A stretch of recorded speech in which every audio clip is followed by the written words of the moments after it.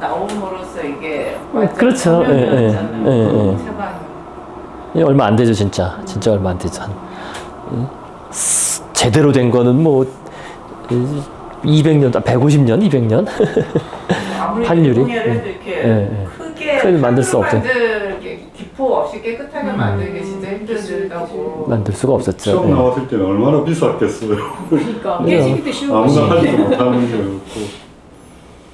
그래서 우리 오늘 나올래나 이제 베르사유 궁전의 그 거울의 방이 그래서 그 유리를 다 베네치아에서 만들어서 육로로 들어서 날라가지고 그 큰 거울을 그래서 유명했던 거죠. 뒤에가 수은인가? 은인가? 뒷면에 그렇죠. 수은 주석을 발라가지고 거울을 주석을 그것도 개발된 거죠. 얼마 안 돼요. 나중에 이제 우리가 나올 테지만 유리가 이제 건축의 혁명을 가져온 거죠. 건축의 혁명, 유리 자체가. 스테인드 글라스도. 예. 유리, 콘크리트 뭐 이런 것들이 진짜 사람들이 대단해요. 아니 그러니까 이 문명이라고 하는 거 천천히 생각해 보면 대단해. 인간이라는 이 종이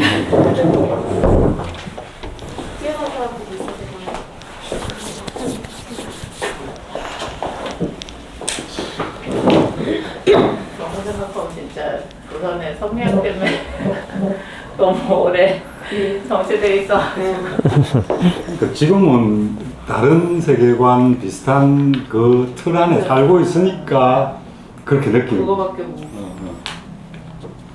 그 시대에 살았던 사람들은 또 나름대로 그것에 의해서 구축된 사회가 그렇게 뭐 나쁜 건 아니었을 거예요. 합리적인 부분도 지금 비교해보면 좀 그렇지만은 동양인이라고 해서 동양 사람들이라고 해서 그 능력이 없는 건 아니니까. 그때도 뭐 그러니까 그때 당시에 뭐 장영실이든 뭐 어쨌든 그 시대에 천재들이 있었잖아. 근데 이런 지배 체제, 이런 정치 철학 뭐 이런 것 때문에 되게 천하게 여겨지고 막 그랬던 기조가 안타까웠다 이거죠. 뭐 서양도 마찬가지입니다. 아 그래요? 아니 뭐 다빈치 같은 사람이 뭐 나중에 대접받아도 결국은 석공 아닙니까? 거의 비슷해요 사실. 이게 동양하고 서양의 격차가 확 벌어진 건 지리산 발견 이후로 보면 되지 않을까 싶습니다. 그렇죠. 지리상의 발견. 이전까지 이렇게 비교해보면 문화 대 문화로 비교하면 동양이 훨씬 나았죠. 그래갖고 이제 요즘 유럽 돌아가는 거 혹시 좀 보십니까? 전 유럽 돌아가는 걸 이렇게 보면 그 유럽의 옛날 모습을 그대로 간직하고 있는 부분도 굉장히 많거든요. 많이 바뀌긴 했지만 그러니까 경제적인 부분이 좀 더 유럽이 쇠퇴하고 나면 그 유럽을 밀었던 동력들이 사라지는 거잖아요. 그러면 단점들이 굉장히 많이 보일 거예요. 뭐 사회 치안 상황 뭐 이런 거, 그다음 뭐 도덕성 또 여러 가지 함께 사는 집단에서 서로를 배려하는 이런 부분들, 이런 거는 저는 그쪽은 굉장히 그 이전까지는 경제적 성장이나 이런 것들 심리를 삭취하면서 쌓아놓은 그 힘으로 이렇게 유지되는 그거였지. 그게 사라지면 지금처럼 시간이 좀 더 지나서 지금 유럽이 급격하게 쇠퇴하고 있는데 어디로 갈지 모르고 그 상황이 되면 사실 좀 아슬아슬하기도 하고 유럽 굉장히 더럽잖아. 맞아요. 너무 웃겨요. 그러니까 디즈니에 보는 한 비싼 동네인데 생제르맹 저희가 먹었거든요. 생제르맹이 바로 그 노틀레임 바로 앞에 있고 그 현대미술관도 되게 가깝고 그 루브르 무슨 새? 예? 오르세. 다 가깝고 되게 좋은 비싼 동네거든요. 근데 걔네들은 그 건물이 이미 그때 뭐 1800년대인가 뭐 그때 지어진 그 건물을 건드리지를 못하잖아요. 그리고 진짜로 거짓말 아니라 그 짐가방 2개 들어가면 사람이 못하는 S 진짜 엘리베이터가 실제로 운행되고 네, 있고 네. 그거 이제 설문을 이 나사면 계단을 무섭겠어. 그런데 근데 중요한 건 내부는 고칠 수 있대요. 내부는 고쳐도 하는데 건물은 여전히 그 정말 옛날 그리고 가면은 진짜 번화한 데인데 바닥이 다 그 있잖아요. 그 돌. 돌로 돼 있어요. 그 샌제르맹에 한 일주일 정도 있었거든요. 그때 그 에어비앤비 일 해가지고. 네. 보면은 되게 더럽고 이상한 이민자들 많아가지고 소매치기 진짜 많고. 그게 그 유럽이 중세에 거치면서 그 소대가 쌓여 있는 한 부분이에요. 근데 그걸 왜 못 고치게 하는지 모르겠어요. 못 건드리게 한다는지. 알수 없죠. 못 건드리죠. 예. 네. 그건 정치가 다 유적지가 말 그대로 우리 유적지 가면 다 못 건드게 하잖아요. 조금만 나오면 그 주변 다 우리나라 기업집 다 부서졌잖아요.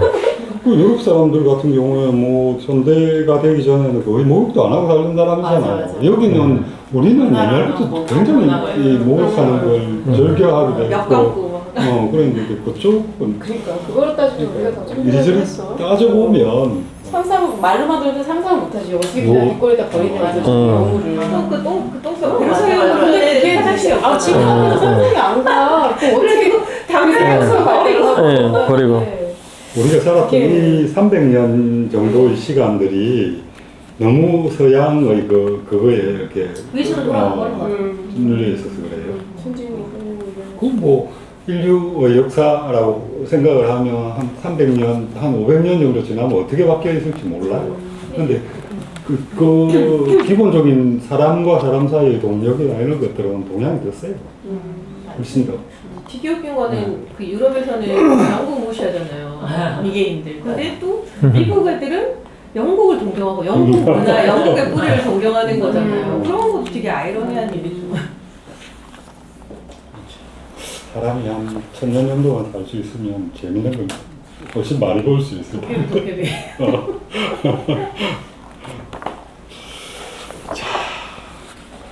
자, 그래서 이제, 거기서 이제 중요한 얘기가 나왔죠. 유럽이 그럼 어떻게 해서 발전하게 됐느냐. 그때도 말씀드렸지만은 교수만 보고 있습니다.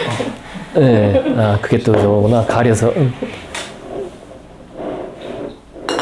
꽃이 좋은 것만은 아닙니다, 그죠? 뒤통 이렇게 보라고요. 전면을 아.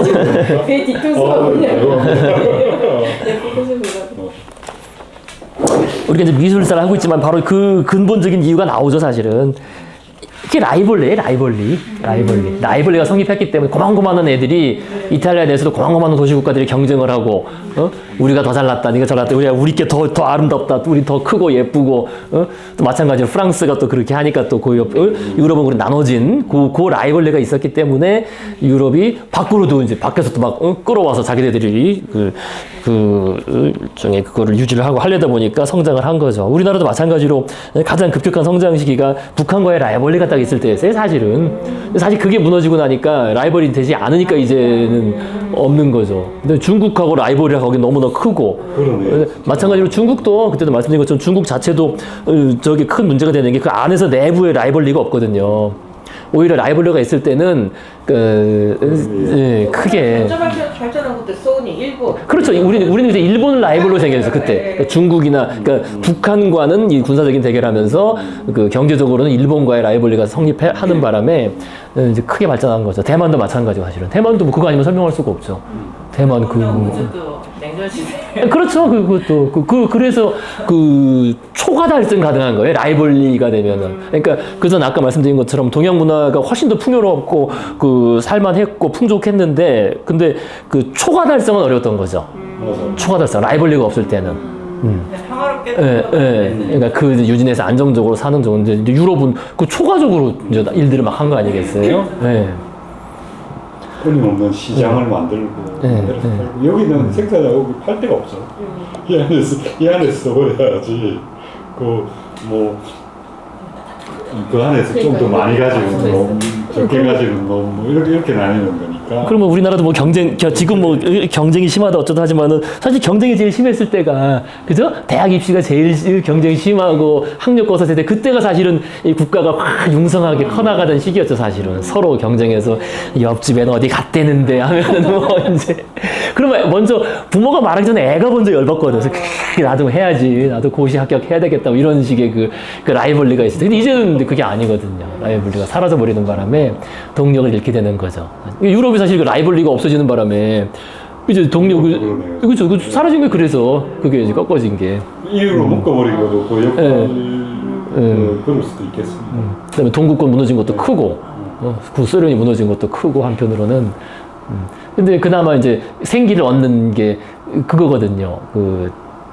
아프리카를 무시하면 안 돼요. 근데 아프리카가 왜 그러냐면은 그 라이벌리가, 그러니까 최근에 네이션스컵이니 뭐 축구대 같은 거 하잖아요. 근데 거기는 이제 한편으로는 우리 시대 했던 그 민족주의가 다시 있으면서 그 내에서 엄청 치열하게 라이벌리들이 형성돼 있어요. 그 조그마한 국가들끼리 아프리카 내에서. 그러니까 아프리카 성장률이 뭐 지금 세계 최고죠, 사실은. 우린 모르지만. 뭐 무시하면 안 돼요. 아프리카 지금 뭐 벌써 다 돼 있어요, 벌써. 인구수에서 보면 확실히 그럴 거예요. 그러니까 르완다 이런 나라도 우리 어릴 때 르완다 이거는 뭐 이런 데 나와가지고 뭐 한 푼 주세요 이런 근데 지금 그렇지 않아요. 르완다 지금 그 아프리카의 싱가포르라고 할 정도로 어디 나왔더라고요. 그죠? 엄청난 발전을. 왜냐면 그 부족 간의 라이벌리가 성립하면서 이제 서로 막 정정적으로 똑같아요. 우리 아이들 그 교육. 예. 부모는 말 그대로 헐벗고 하지만은 자기들이 속 키우고 양 키워서 팔아가지고 애들 대학 보내고 그러면서 그 애들이 이제 커 나가면서 사회가 엄청 활력을 얻게 된 거죠. 아프리카 같은 경우도. 그거를 무시하면 안 되죠. 근데 전부 이렇게 하는 거랑 관련이 그렇죠. 근데 이제 한편으로 인도는 또 다른 게, 인도는 그게 합쳐져 있기 때문에 안 되는 거예요. 하나의 통일 국가이기 때문에. 중국하고 비슷한 원리죠. 인도도 원래는 하나가 아닌데, 인도만큼 그 경쟁이 치열한 나라가 없어요. 경쟁하면, 야, 그럼 인도는 왜 발전 못하냐 이렇게 얘기하는데, 인도는 근데 이게 하나가 돼 있는 바람에, 이게 그냥, 개인의 성공이나 이런 거로만 가버리는 거지, 국가 간의 고만고만한 중단위들의 초과적인 성장은 어려워지는 그런 게 있는 거죠. 인도도 파키스탄이랑 같은 국가 근데 그게 안 되잖아. 근데 그렇죠, 원래는. 민족이 아니잖아요. 원래는 민족은 같은 거죠. 이게 기계적 그게 돼야 되는데. 그래서 이제 우리가 이 그림을 봐도, 이거 다 왜 그림, 결국에는 이게 바로크 시대가 나온 것도 그때 말씀드렸지만 이게 그 라이벌리 때문에 나온 거거든요. 이 엄청난 그 예술 작품이나 궁전 이런 것들이. 그러니까 그 라이벌이 나온 게 개신교가 나온 거 아니에요. 그죠? 가톨릭 하나만 지배할 때는 그냥 고딕 성당. 근데 고딕 성당 나온 것도 사실은 그 내에서, 파리 지역 내에서 영주들끼리의 지역 경쟁심 때문에 우리가 더 높은 거 짓겠다 해가지고 계속 높게 지은 거고, 그게 아니면 그렇게 높게 지을 리가 없죠. 그럴 일까지는 없는 거죠. 그죠? 근데 그 경쟁 때문에 엄청난 높이 고딕성당이 나오고, 그 다음에 이제 바로크도 그냥 시작된 게 아니라, 말 그대로 이제 라이벌리 때문에. 물론 르네상스도 그때 말씀드린 것처럼 이제 이탈리아 고만고만한 국가들끼리, 그죠? 도시국가들끼리 피렌체니, 베네치아니 서로 간의 경쟁들 관계에서 커서 시작된 것이고요. 그 다음에 바로크는 그게 이제 종교개혁, 그죠? 1517년 종교개혁이 있은 이후에 그거에 대항해서, 그죠? 우리가 더, 신의 영광을 드러내고 우리께 더 일종의 신도 쟁탈전이 벌어진 거죠. 사실 그래서 그때 말씀 안 드렸지만은 다른 세계로 선교가 시작된 거 아니겠습니까? 그 신교 쟁탈전 때문에, 그죠? 미지 세계에 있는 인간들을 우리 신도로 만들어야 되겠다 해가지고 실제로 선교 작업을 먼저 하고 많이 한 건 카톨릭이에요. 오히려 신교는 외부 선교에 적극적이지 않았어요. 상대적으로, 그죠? 청교도가 어디 가가지고 선교하고 그러진 않았거든요. 근데 카톨릭은 자신들이 잃어버린 신교도 세력을 다른 데서 얻겠다 해가지고 전 세계로 이제 보내면서 전 세계 카톨릭이 다 전파되게 된 거죠. 자, 그래서 이제 우리 예술 미술사 간단히 다시 앞에 오래됐으니까 한번 정리해 보시면요. 대략 이제 중세 한 중반쯤에 그죠? 한 1000년 정도부터 이제 좀 유럽이 나름 아주 소규모 봉건 사회에서 조금 중단위의 그런 단위체들이 좀 생깁니다. 그죠? 생기면서 힘을 얻게 되죠. 그래서 1000년에서 1200년 로마네스크 양식.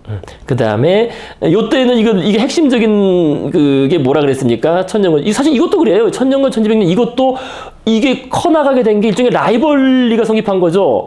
뭐랑? 이슬람이랑 사실은. 그죠? 그때 말씀드린 것처럼 이 1000년에서 1200년 이 시대는 이게 뭐라 그랬습니까? 이게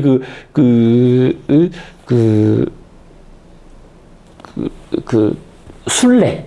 그죠? 십자군 운동. 그죠? 순례로 성립할 수 있는 것처럼 이슬람과의 대립을 통해서 카톨릭이나 서구 세계가 하나로 모아서 대항하는 그런 시기가 있었고요. 그 다음에 1200년, 1400년 고딕. 근데 이제 고딕 시대 말기에 흑사병이 있었고, 그죠? 흑사병. 사실 엄청나죠? 흑사병. 그 다음에 르네상스로 이어지는, 그래서 1400년에서 1600년 대충 르네상스.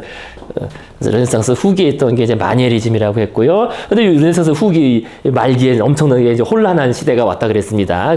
종교 개혁부터 해가지고 엄청난 전쟁들과 특히 이제 대항해 시대 이후의 경제적인 완전 뒤바뀜이죠, 사실은. 그죠? 한 2, 3세대 만에 엄청나게 금과 은이 쏟아들어져 오면서 뭡니까? 인플레이션, 그죠? 금은에 의한 인플레이션과 그 다음에 대항해 시대를 통한 교역을 통해서 이제 새로운 이른바 상업혁명이죠. 그러니까 산업혁명 전에 상업혁명이라고 하잖아요. 그죠? 상업혁명의 시기를 겪으면서 르네상스가 있었고, 이제 그 다음에 그거에 이제 대항해서, 그죠? 이제 교회의 분열에 대항해서 바로크 시대가 1600에서 1800년 대충 이제 프랑스 혁명 이전 시기까지 바로크 시대가 쭉 이어졌다.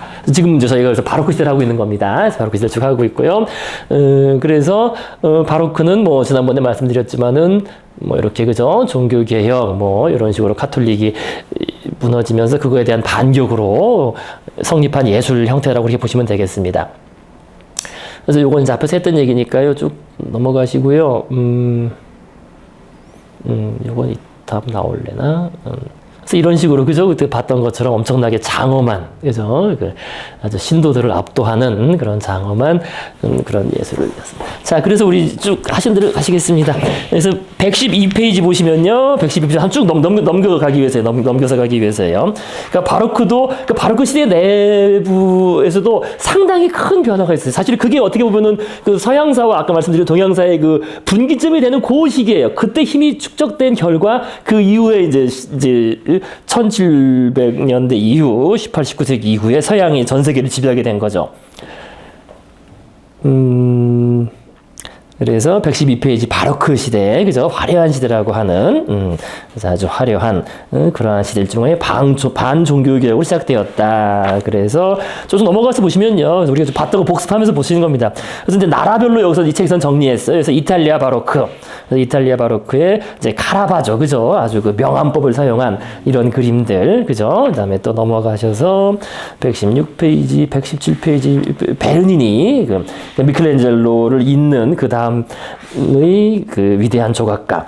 그죠? 그러니까 미켈란젤로, 베르니니, 그 다음에 로댕, 이렇게 보통 세 명을 이제 많이 꼽죠. 그래서 베르니니, 이 엄청난 조각들. 그 다음에 118페이지, 그죠? 베르니니의 조각하고 아래쪽에 있는 바티칸 성당, 그죠? 그래서 건축에서도 이제 바티칸 성당이 대표적인 바로크 양식의 건물이다. 자, 그 다음 넘어가셔서요. 120페이지에 그 시대의 또 아주 핵심적인 자본주의가 성장하던 플랑드르와 네덜란드 지방의 예술입니다. 그죠? 그래서 플랑드르 지방은 이제 카톨릭 쪽이었고, 그래서 루벤스 꼭 기억하시라겠습니다. 그죠? 바로크 하면은, 바로크의 대표적인 화가는 루벤스하고 렘브란트예요. 딱, 그죠? 루벤스. 그래서 플랑드르의 루벤스. 그 다음에 또 넘어가셔서, 그 다음에 122페이지 반데이크가 나오는데요. 영국 화가죠. 영국으로 건너간 거죠. 영국은 계속 문화를 수입한 입장이었다. 뭐 그런 정도. 그 다음에 124페이지 마리드 메디치, 이런 게 이제 바로크 양식의 전형적인 그런 작품입니다. 자, 그 다음 125페이지 네덜란드 바로크 할 때 이제 자본주의적인 그런 얘기도 많이 하시죠. 이때부터 이제 그림이 막 거래가 되고, 그죠? 사람들이. 그 그림을 사서 쟁겨놓고 언젠간 돈이 될 거니까, 그죠? 그 자체로는 쓸모가 없지만, 그래서 막 테마주처럼 막 이렇게 그림의 유행이 변하고 시작됐다. 그 시장이 형성되는 겁니다. 이때부터, 그죠? 네덜란드 바로크. 그 다음에 이제 126페이지, 뭐 127페이지 넘어가서 어쨌든 네덜란드만 해도 벌써 이쪽은 신교 쪽이니까요. 종교화보다는 뭐 정물화나 초상화 이런 것들이 유행했고, 그 다음에 그죠? 128, 129 야경, 렘브란트, 그죠? 아까 말씀드린 루벤스하고 렘브란트, 그죠? 바로크를 대표하는 두 인물. 그 다음에 130페이지 베르메르 또는 그죠? 페르메이르라고 하는 이런 신비한 작가. 그 다음에 위작 사건도 저희가 봤었고요, 그죠? 그래서 132페이지, 133페이지. 영국 바로크. 그래서 이게 순서가 좀 바뀌어서 사실 영국 바로크는 이게 나중에 나와야 되는데 아마 이 책을 쓴 사람이 뭐 그렇게 쓴 이유는 알겠어요. 영국 바로크, 요거 우리 지난 시간에 했었죠. 그래서 그 호가스 사회 비평가로서의 화가 벌써 이건 벌써 그 나중 얘기거든요. 따지자면은. 근데 미리 나왔습니다. 그래서 영국 회화의 아버지다라고 불리는, 그러니까 이때부터 영국 출신 작가들이 나온 거죠. 근데 이건 좀 벌써 시기가 늦어요. 근데 18세기로 넘어가서 18세기 중반으로 가서 벌써 이게 되는 겁니다. 자, 그래서 영국 바로크 저희가 쭉 했었고요.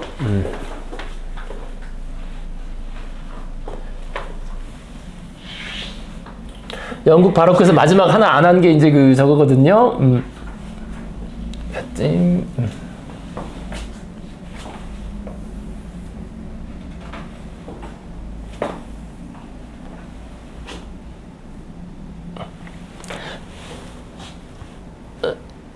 자, 렘브란트 했었고. 화면을 이쪽으로 그냥 밀어버리는 게 그쪽에서 써서 설명할 것 같으면 이쪽으로 미는 게 낫지 않아요? 이쪽으로 좀 더? 화면, 화면 요거를요? 예. 그죠? 이렇게. 그죠? 예. 그럼 그쪽에서. 예. 그래서 위작 사건이 있어요. 영국 바로크, 그죠? 영국 회화의 아버지라고 하는 이런 벌써 근데 이때부터 그때 지난번에 보셨던 것처럼 어떤 풍자적인, 그죠? 그 새로운 시대상, 새로운 그 사회가 바뀌는 시대상에 대한 풍자와 그런 그 사회 비판적인 그런 그 예술이 드디어 처음으로 등장하는 겁니다. 그래서 벌써 도시에는 사람들이 많잖아요. 왜냐면 그 인클로즈 운동 등을 통해서 농촌에서 다 도시로 밀려오던 그런 시대상이 사실 다 반영되어 있는 겁니다. 그러니까 자본주의가 성립하던 시기죠. 자, 그 다음에 나왔던 작가가 토마스 게인즈버러라는 작가가 나왔고요. 그래서 게인즈버러의 작품 중에서는 제일 유명한 작품이 이 작품입니다. 이건 기억해 두세요. 파란 옷의 소년. 가장 유명한 작품이고, 게인즈버러. 그 다음에 이제 이런 영국 풍경화에 영향을 줬고, 그 다음에 이제 조슈아 레이놀즈가 나왔습니다. 근데 벌써 시대는 18세기 후반인데 좀 미리 나왔어요. 저는 이 레이놀즈의 그림 중에 제일 유명한 그림은 이거라 그랬습니다. 그죠? 오늘도 무사히 이 그림, 그죠? 이거 제일 유명한 그림입니다. 이 사람. 그러니까 사실 이 서양 사람들이 남긴 그 이미지가 우리 삶을 많이 지배하고 있어요, 사실. 그죠? 오늘날 우리 전혀 머릿속에 다 이런 이미지라든지 이외에도 이따가도 보시겠지만 정말 많은 이미지들, 그 화가들이 만들어 놓은 것들이 아주 우리 머릿속에 지배하고 있거든요. 이런 것도 마찬가지죠. 자, 그래서 이 레일로저는 이런 식으로 그 아주 고전적인, 그죠? 이런 그리스 이런 상들 아주 고전적인 근데 거의 AI가 그린 것 같죠? 사실 이게, 그죠? 그 얼굴들이 다 천편일률적이죠, 좀, 그죠? 다 특징들이 실제로 이렇게 예뻤는지는 모르겠지만은 거의 천편일률적인, 오늘날 AI가 그린 그림 보면 다 똑같잖아요, 얼굴들이, 그죠? 이제 그런 식의 이 고전적인 어떤 틀이 있다는 거예요, 틀. 근데 그걸 하나 기억하시면 되겠습니다. 그것도 오늘 나올 중요한 얘기 중에 한 가지입니다. 자, 그래서 이제 오늘 나올 얘기가 세인트 폴 성 바오로 대성당, 이 영국 런던 그때 다녔다는 분, 그죠? 그 부분부터 오늘 하면 되겠습니다. 그죠? 137페이지에. 그래서 영국 바로크 건축. 그죠? 영국 바로크 시대의 건축을 말하는 겁니다.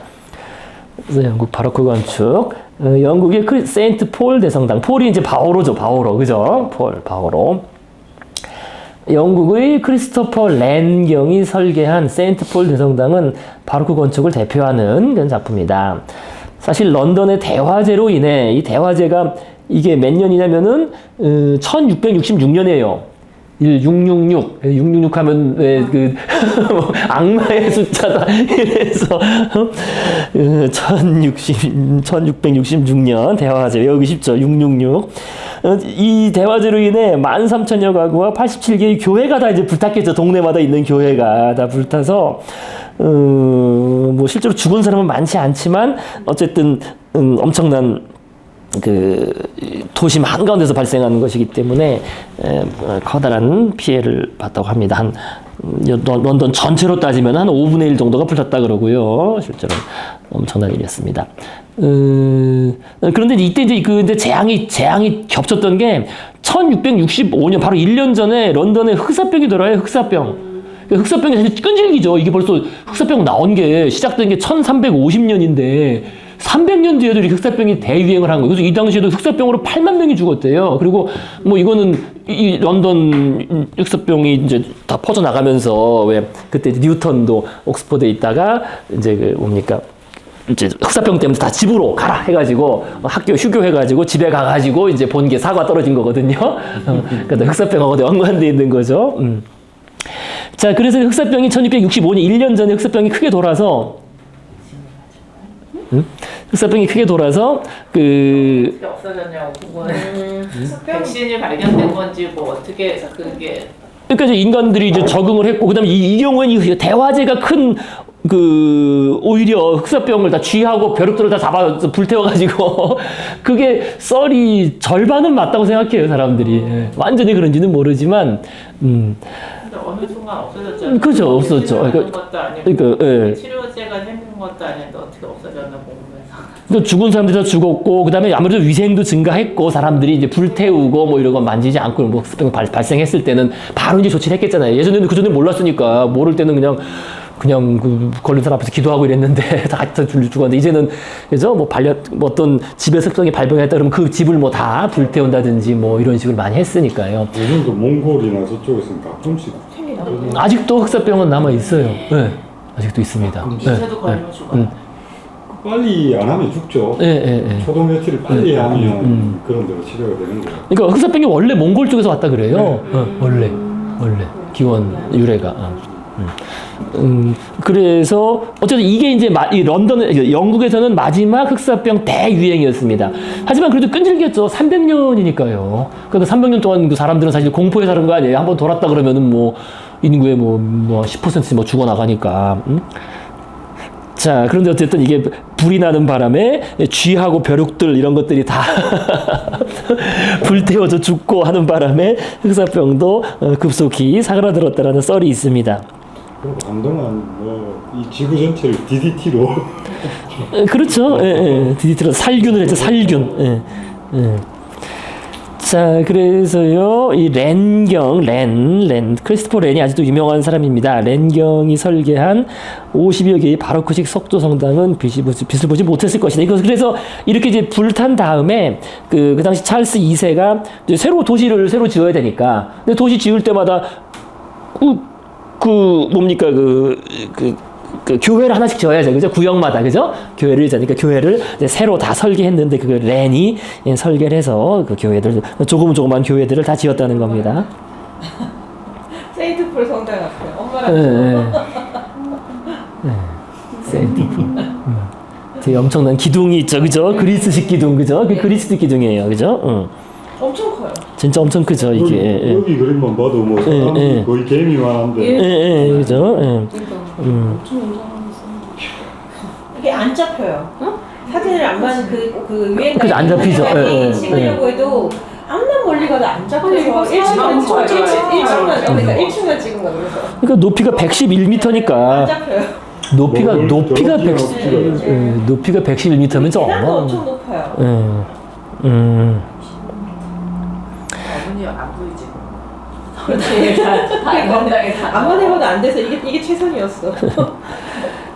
그래서 세인트 폴은 로마의 산 피에트로 대성당. 그러니까 로마는 베드로잖아요, 그죠? 로마는 베드로 성당에 맘먹는 걸 짓겠다라고 한 겁니다. 어차피 대화제 난 김에 그 화제는 이제 물론 원래 그 성당이 있었는데요, 그러니까 바오로 성당이 있었는데 그게 이제 불 타고 쓸 수가 없어서 다시 부수고 새로 짓는다 해가지고 이제 거기에 맘먹는 걸 짓겠다 해서 지은 겁니다. 그래서 그 산피에트로 이제 성 베드로 대성당에 견줄 만한 걸작이었지만 그 건립 과정은 험난했다. 그래서 불탄 옛 교회의 기둥과 받침대를 제거하고자 화약을 폭파해 보았지만 끄떡없었기 때문에 중세식의 파성추, 성벽을 부순 데 사용하는 무기의 일종을 사용해 낡은 교회의 잔재를 완전히 없애고 새 교회를 짓기 위한 터를 닦는 데만 뭐 40년이 걸려. 근데 이게 다 잘못된 이 사람이 숫자가 다 잘못됐어요. 숫자가 이거 40년은 걸리지 않았습니다. 이거 아니고 이게 한 40년 정도 걸려서 완공을 한 거예요. 완공을 대략. 한 거지. 이게 이 숫자, 이 번역자도 그렇고 저자도 그렇고 이 숫자에 대해서 상당히 혼동이 돼 있어요. 숫자 나온 쪽에 대해서 뭐가 문제가 있는지 모르겠습니다. 다 밑에도 또 틀려 있어요. 다 이게.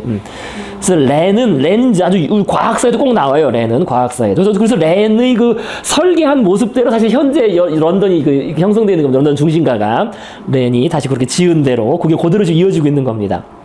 그러니까 런던 대화제 이후에 새로 지은 건물, 교회들이 아직까지 쭉 이어지고 있는 거죠. 그래서 렌은 수학자이자 천문학자로 아이작 뉴턴이 경탄한 신동이었다. 그래서 아주 머리 좋은 사람이었습니다. 그래서 그는 자신의 공학 기술을 이 교회의 돔을 설계하는 데 사용하였는데 산 피에트로 그러니까 베드로 대성당이죠. 로마 베드로 대성당 다음으로 큰 크기로 넓이가 아니라 직경이죠. 직경 34m. 그러니까 이 돔이 그죠? 가운데 큰 돔이 직경 34m, 높이가 111m에 달하며 장난 아니죠. 111m면 저희 높이가 그 당시에 그죠? 그 당시 그런 디젤 엔진도 없는데 이걸 어떻게 올려요? 111m를 어마어마한 겁니다. 이거 크레인 있는 것도 아닌데 돌을 그것도 그죠? 나무도 아니고 돌을. 높이가 110m에 달하며 돔 천장에 매단 등의 무게만 해도 64,000원. 이것도 말이 안 64,000원이 어떻게 매다? 이것도 어디서 나온 숫자인지 모르겠어. 이것도. 이것도 숫자가 어디서 나온지 모르겠습니다. 그래서 이와 같은 무게를 어떻게 견딜 수 있도록 설계한 것일까? 그래서 렌의 혁신적인 해결책은 돔 자체는 목재로 만들고 그 위에 납을 씌우는 것이었다. 따라서 돔의 외관은 미려한 모양새를 하고 있고 무게를 분산시켜서 선장이 더욱 높아 보인다. 세인트폴 대성당 내부에 있는 렌경의 묘비명을 보면 그러니까 죽고 나서 이 사람은 여기에 묻힌 거죠. 렌. 기념비를 보고 싶다면 주위를 둘러보시오라고 써 있다. 이런 식으로 어쨌든 이 세인트폴 대성당은 영국의 그 랜드마크로서 엄청난 오랫동안 그죠? 그래서 여기에 묻히는 게 또 한편의 영광이기도 하죠. 이 성당 무덤에 묻히는 게요. 그래서 뭐 많은 사람이 묻혔지만은요. 아까 나왔던 레이놀즈 이 사람이 여기에 묻혀요. 예술가로는 처음으로 그죠? 레이놀즈 이 사람이 영국 아카데미 원장이었다 그랬습니까? 레이놀즈가 묻히고 그 다음에 윌리엄 터너 영국 사람들이 제일 좋아하는 자기들 풍경화가 터너가 묻히고 그 다음에 20세기 조각가 헨리 무어라고 나중에 또 나올 겁니다. 이제 그렇게 예술가들은 그렇게 주로 묻힙니다. 자 그래서 어쨌든 우리가 이 앞에서 봤던 것처럼 이 양식은 이제 바로크로 지어졌지만 바로크 시대 앞 시대의 팔라디오 양식이라고 우리 아까 보셨을 겁니다. 고대 그리스 신전의 입구처럼 그죠? 이렇게 그죠? 신전의 입구처럼 이와 같은 식으로 지어졌다라는 겁니다. 사실 고대 그리스 그리고 이거 딱 보시면 떠오르는 게 미국 국회의사당하고 딱 비슷하죠. 그러니까 미국 국회의사당 지은 사람들이 또 이걸 본따서 지은 거예요. 이런 식으로 진짜 해가지고 왜냐면 본 게 없으니까. 그러니까 지난번에 말씀드렸지만 이게 변두리 현상, 그죠? 주변부 문화, 그러니까 중심부가 아닌 주변부 변방의 사람들은 뭐 본 게 없으니까 그냥 그죠? 문화의 중심지에서 이루어지는 거를 그대로 그죠? 그대로 카피해서 모방한다. 이것도 사실 그거죠. 이거는 로마 거를 모방한 건데 이걸 또 모방해서 미국 국회의사당하고 워싱턴을 다 지은 겁니다. 나중에 나옵니다. 미국 건축할 때요. 그래서 이런 식으로 사실 엄청나죠. 높이가 그죠? 111m면은 정말 런던을 어디서 봐도 런던 딱 보이는 런던 랜드마크였습니다. 오랫동안 랜드마크 역할을 하였고요. 근데 물론 법적으로도 이 주변에 높은 건물을 짓지 못하게 돼 있다고 하더라고요. 그렇겠죠, 그죠? 주변에 짓으면 안 되겠죠. 못하게 법적으로. 그래서 높은 건물은 이거 어디 이상 이외에 그죠? 외곽에 이렇게 짓게 돼 있는 그렇다고 합니다. 그 다음에 아까 나왔던 게 뭐 일일이 읽으실 건 없고요. 아까 등 나왔잖아요. 이 등이 이제 요게 좀 특이한 거예요. 다른 그러니까 베드로 대성당하고 다른 게 요 윗부분에 좀 많이 붙어 있어요. 그죠? 돔이 간단히 딱 끝난 게 아니라 윗부분에 높게 붙어 있는데 이제 그게 이제 특징적인 겁니다. 그걸 랜턴이라고 합니다. 이렇게 빛이 들어오는 랜턴. 그래서 이 사람이 요만해요. 사람이 요만한데 이것도 엄청난 거죠. 이것도. 그죠? 요거. 그러니까 요 위에 돔 위에 이만큼 붙였는데 이 무게만 해도 850톤에 달하는데 요거는 제가 엄청난 거죠. 이걸 올린다는 것 자체가. 그죠? 850톤이면 야. 입장료가 너무 비싸서 안 들어갔어요. 왜냐면 우리 그때 인원이 8명인가 그랬는데 입장료가 너무 비싼 거예요. 한 10만 원씩 해 거의. 아니 다 하니까는 한 30만 원 정도 했던 것 같아요. 네, 되게 생각보다 엄청 비쌌어요. 근데 겁만 열심히. 근데 그 한 바퀴를 다 도는데 생각보다 되게 오래 걸려요. 오래 걸리죠. 이거 엄청난 거죠. 예. 거의 한 블럭을 다 차지하고 있는 것 같더라고요. 엄청 커요. 엄청 크죠. 너무 예. 비쌌어 진짜. 자, 그래서 어쨌든 요거만 해도 850톤이니까 엄청난 겁니다. 그죠? 꼭대기 돔 위에 다른 것만 해도. 그러니까 이게 정말 그 당시 그 랜경이 과학적인 사고를 통해서 자, 그리고 그 안에는 그 바티칸 대성당하고 비슷하게 만들었어요. 결국에는 그 안에 이렇게 됐습니다. 그러니까 우리가 그때 보셨던 것처럼 여기 청동 기둥 보이시죠? 왜 바티칸 대성당에도 엄청난 그 청동 기둥 있잖아요. 그러니까 그거를 흉내내서 그 정도 높이는 아니지만은 엄청나게, 그죠? 그런 식으로 바티칸 대성당 마찬가지로 발다키노, 청동기둥 다 만들어 놓고 저 높은 곳에 정말 어마어마해요. 그죠? 이걸. 자, 그 다음에 어쨌든, 저게 이제, 영국 사람들한테는 이 성당이 상당히 중요한 게요. 그죠? 2차 세계대전 중에 독일군의 폭격을 받는 모습입니다. 그죠? 그래서 폭격을 뚫고 살아남아서 영국 국민들의 희망의 아이콘이 되었다. 그래서 뭐 처칠이 저 성당만큼은 지켜야 된다 해가지고 계속 소방대 투입하고 해서 지켰다는 그런 얘기가 있습니다. 그래서 어쨌든 뭐 살아남았습니다. 자, 그래서 엄청난 성당입니다. 사실 이게 영국에서 하나 짓는 자체가요. 자, 그래서 이제 로마 바티칸 대성당에 맞먹는 성당을 짓겠다라는 런던 사람들의 꿈이 그 런던 대화재로 인해서 실현됐습니다. 런던 대화재로 인해서. 자, 그리고 그래서 이제 여기서 누구지? 찰스 왕세자와 누굽니까? 다이애나 결혼식도 여기서 있었고요. 그죠? 그런 결혼식. 그다음에 죽고 나서 여기에 묻히는 게 또 대단한 영광이 되는 그런 일이 됐습니다. 자, 그래서 영국 바로크 됐고, 그 다음에 다시 시대가 약간 앞으로 가서요, 스페인 바로크로 가시겠습니다. 스페인 바로크. 스페인이 세계에 자랑하는 미술의 거장은 뭐 저희가 다들 아시는 디에고 벨라스케스입니다. 그는 10대에 이미 완벽한 기교를 발휘했던 특출난 천재였다. 18세에 그는 독립된 화가로 대접받았으며 마드리드를 방문했을 때 국왕의 초상화를 완벽하게 그려내어 왕의 신임을 얻었다. 국왕 펠리페 4세는 그가 그린 초상화를 어찌나 마음에 들어 했는지 이후로 벨라스케스만이 그의 초상화를 그릴 자격이 있다고 선언할 정도였다. 그래서 24세에 벨라스케스는 왕실의 수석 화가가 되었고 이후 30년 동안을 궁에서 봉사했다. 그래서 이렇게 되면은 이제 어떻습니까? 그때도 말씀드린 것처럼 일자리가 안정되기 때문에 작품이 많지 않아요. 많이 그래서 팔 일이 없는 거지. 왕이 돈 다 대주니까. 이게 그래요. 이게 그런 단점이 작품이 많지가 않아요. 상대적으로. 그러니까 다른 작가들은 열심히 그려가지고 팔아가지고 작품이 많은데 그렇지 않습니다. 작품이. 아무나 그러시면 안 될 것 같잖아요. 왕의 사실 그것도 그렇죠. 또 부탁도 못하죠 다른 사람이. 어디 뭐 공작이 와서 뭐 이게 어디에 감히. 너무 특출나다. 월급이 많이 받으시죠. 후세들한테는 그걸 추천하다 왕의 발걸음가 지금 줄 수가 없을까요? 할게 뭐야. 편하게 살 텐데. 그래서 자기가 어쨌든 편하게 살았습니다. 그래서 홀바인과 마찬가지로 벨라스케스의 궁정 초상화 역시 시각적 사실주의의 걸작이다. 그러나 그의 회화 제작 방식은 분명한 윤곽선을 중시한 홀바인과 내조적이다. 이 부분 이제 미술사적으로요. 그러니까 그의 그림에는 윤곽선이 보이지 않으며 이제 이 윤곽선을 가지고 이제 대립이 딱 씁니다. 계속. 그래서 대신에 유동적인 화필로 사물의 형체를 이루어 나가고 있고 물감의 얼룩으로 빛과 색채 표현을 묘사하여 인상주의의 선구자로 알려져 있다. 요게 이제 이후에 쭉 연결될 텐데요. 그러니까 그 윤곽선이 보이지 않고 그냥 칠한 것 자체로 그냥 그 형태를 나타냈다는 거 아니겠습니까? 그래서 인상주의 선구로 연결됩니다. 요거 인상주의. 요거를 꼭 기억하시기 바랍니다. 인상주의. 그래서 앞에 쓴 것처럼요. 저기 이제 그 펠리페 4세 유명한 초상화죠. 그죠? 펠리페 4세의 초상화고, 많이 보셨어요. 이거 역사책에 많이 나오니까. 그 다음에 이 주걱턱. 이제 뭐 말은 주걱턱이라고 하는데, 뭐 그 속된 표현이고, 이제 부정교합. 그죠?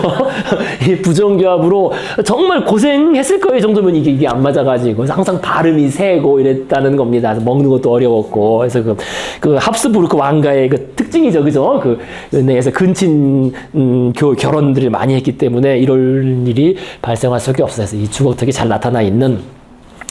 그래서 디에고 벨라스케스, 필리페 4세의 궁정화가였고요. 어쨌든 이 벨라스케스는 화가들의 화가로서 이제 더 유명한 거예요. 그러니까 나중에 화가들한테 많이 영향을 줬다는 겁니다. 그래서 특히 이제 인상주의, 사실주의, 그다음에 고야, 마네, 뭐 클림트, 피카소 등등한테 이후 화가들한테 많은 영향을 준.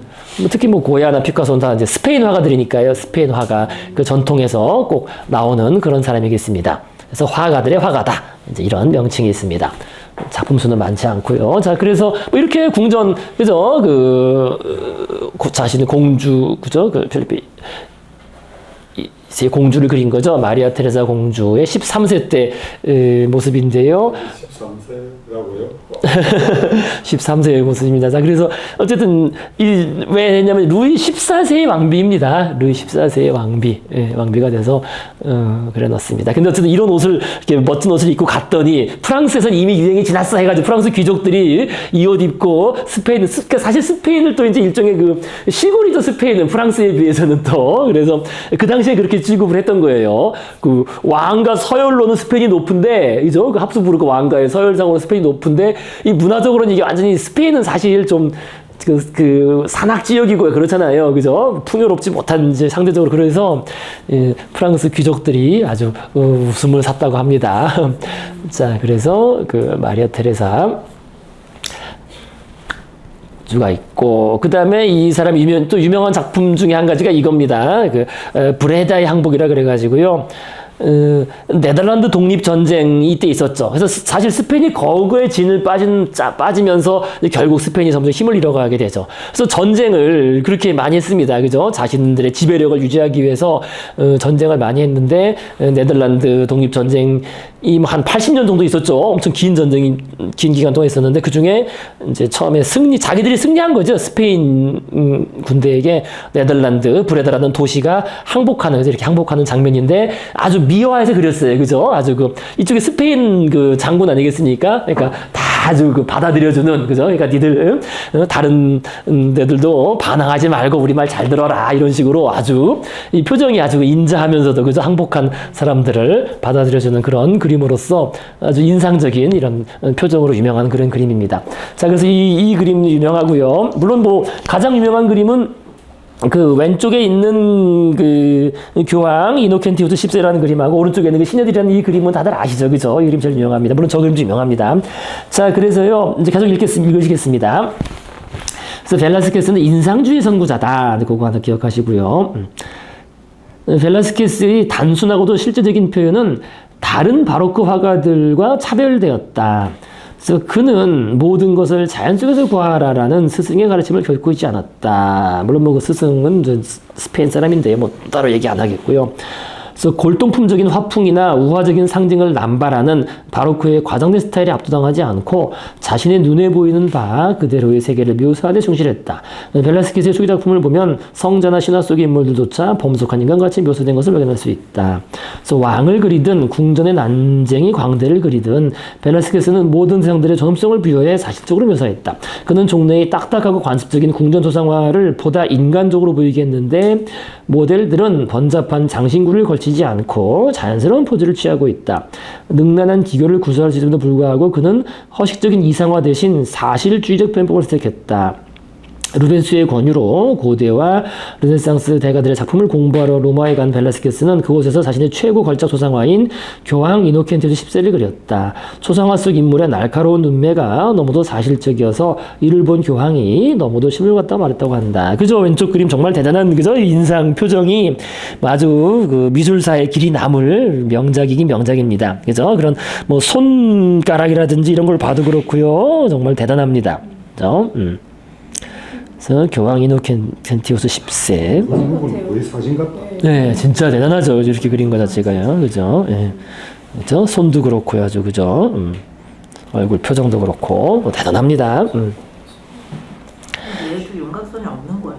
그렇죠. 예, 윤곽선 없고 그냥 색으로만. 이거 작게 봐도 이제 실제 큰 화면으로 직접 가서 보면 그렇다는 거죠. 네.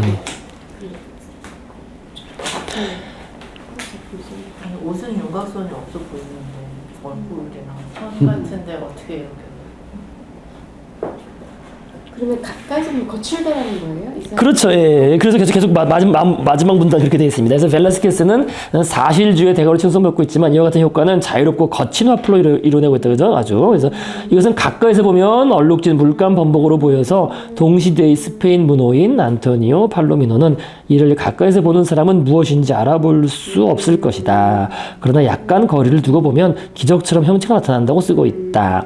이와 같은 기적을 이루기 위해 벨라스케스는 빛의 반사작용을 계산하여 물감을 재빠르게 칠해나갔다. 한 이탈리아 화가는 이러한 기법을 보고 이것은 처음엔 아무것도 아니었다. 그러나 분명히 형체를 가지고 있지 않은가 하고 경탄했다. 그래서 어쨌든 그림인가 봐요. 그렇죠. 그림이 크죠. 이거 그 크기는 조사 안 해봤는데 어쨌든 결코 작지는 않습니다. 자, 그래서요, 이제 오른쪽, 그, 세계에서 가장 위대한 미술 작품이라고 하는 시녀들이라는 작품을 보시겠습니다. 너무나 유명한 작품이죠. 그죠? 시녀들.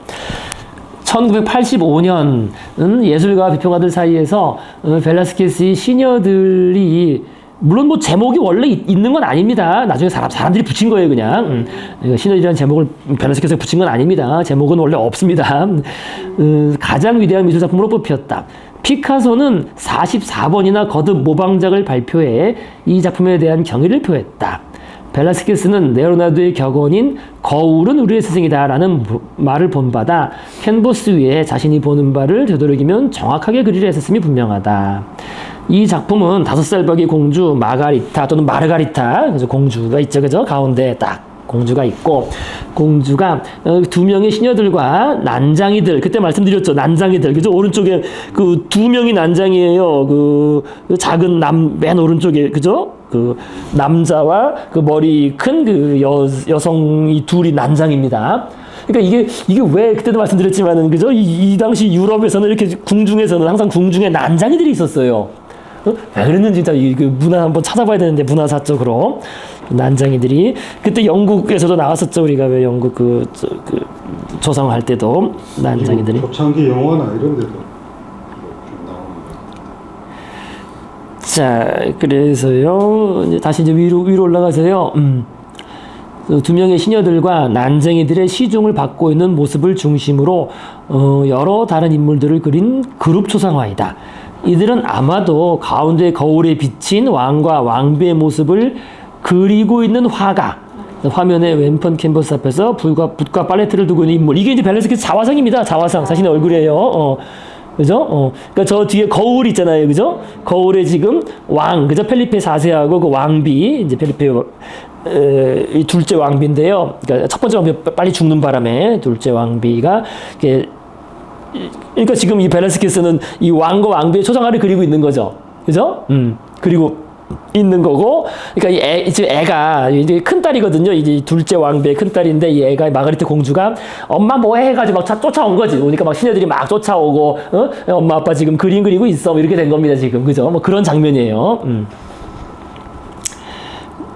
자, 그래서요, 저 화가가 그리 큰 캔버스에 그림을 그리고 있고, 왕과 왕비는 포즈를 취하고 있고, 어린 공주가 이쪽에 놀러 온, 그죠? 그걸 보러 온 그런 장면이겠습니다.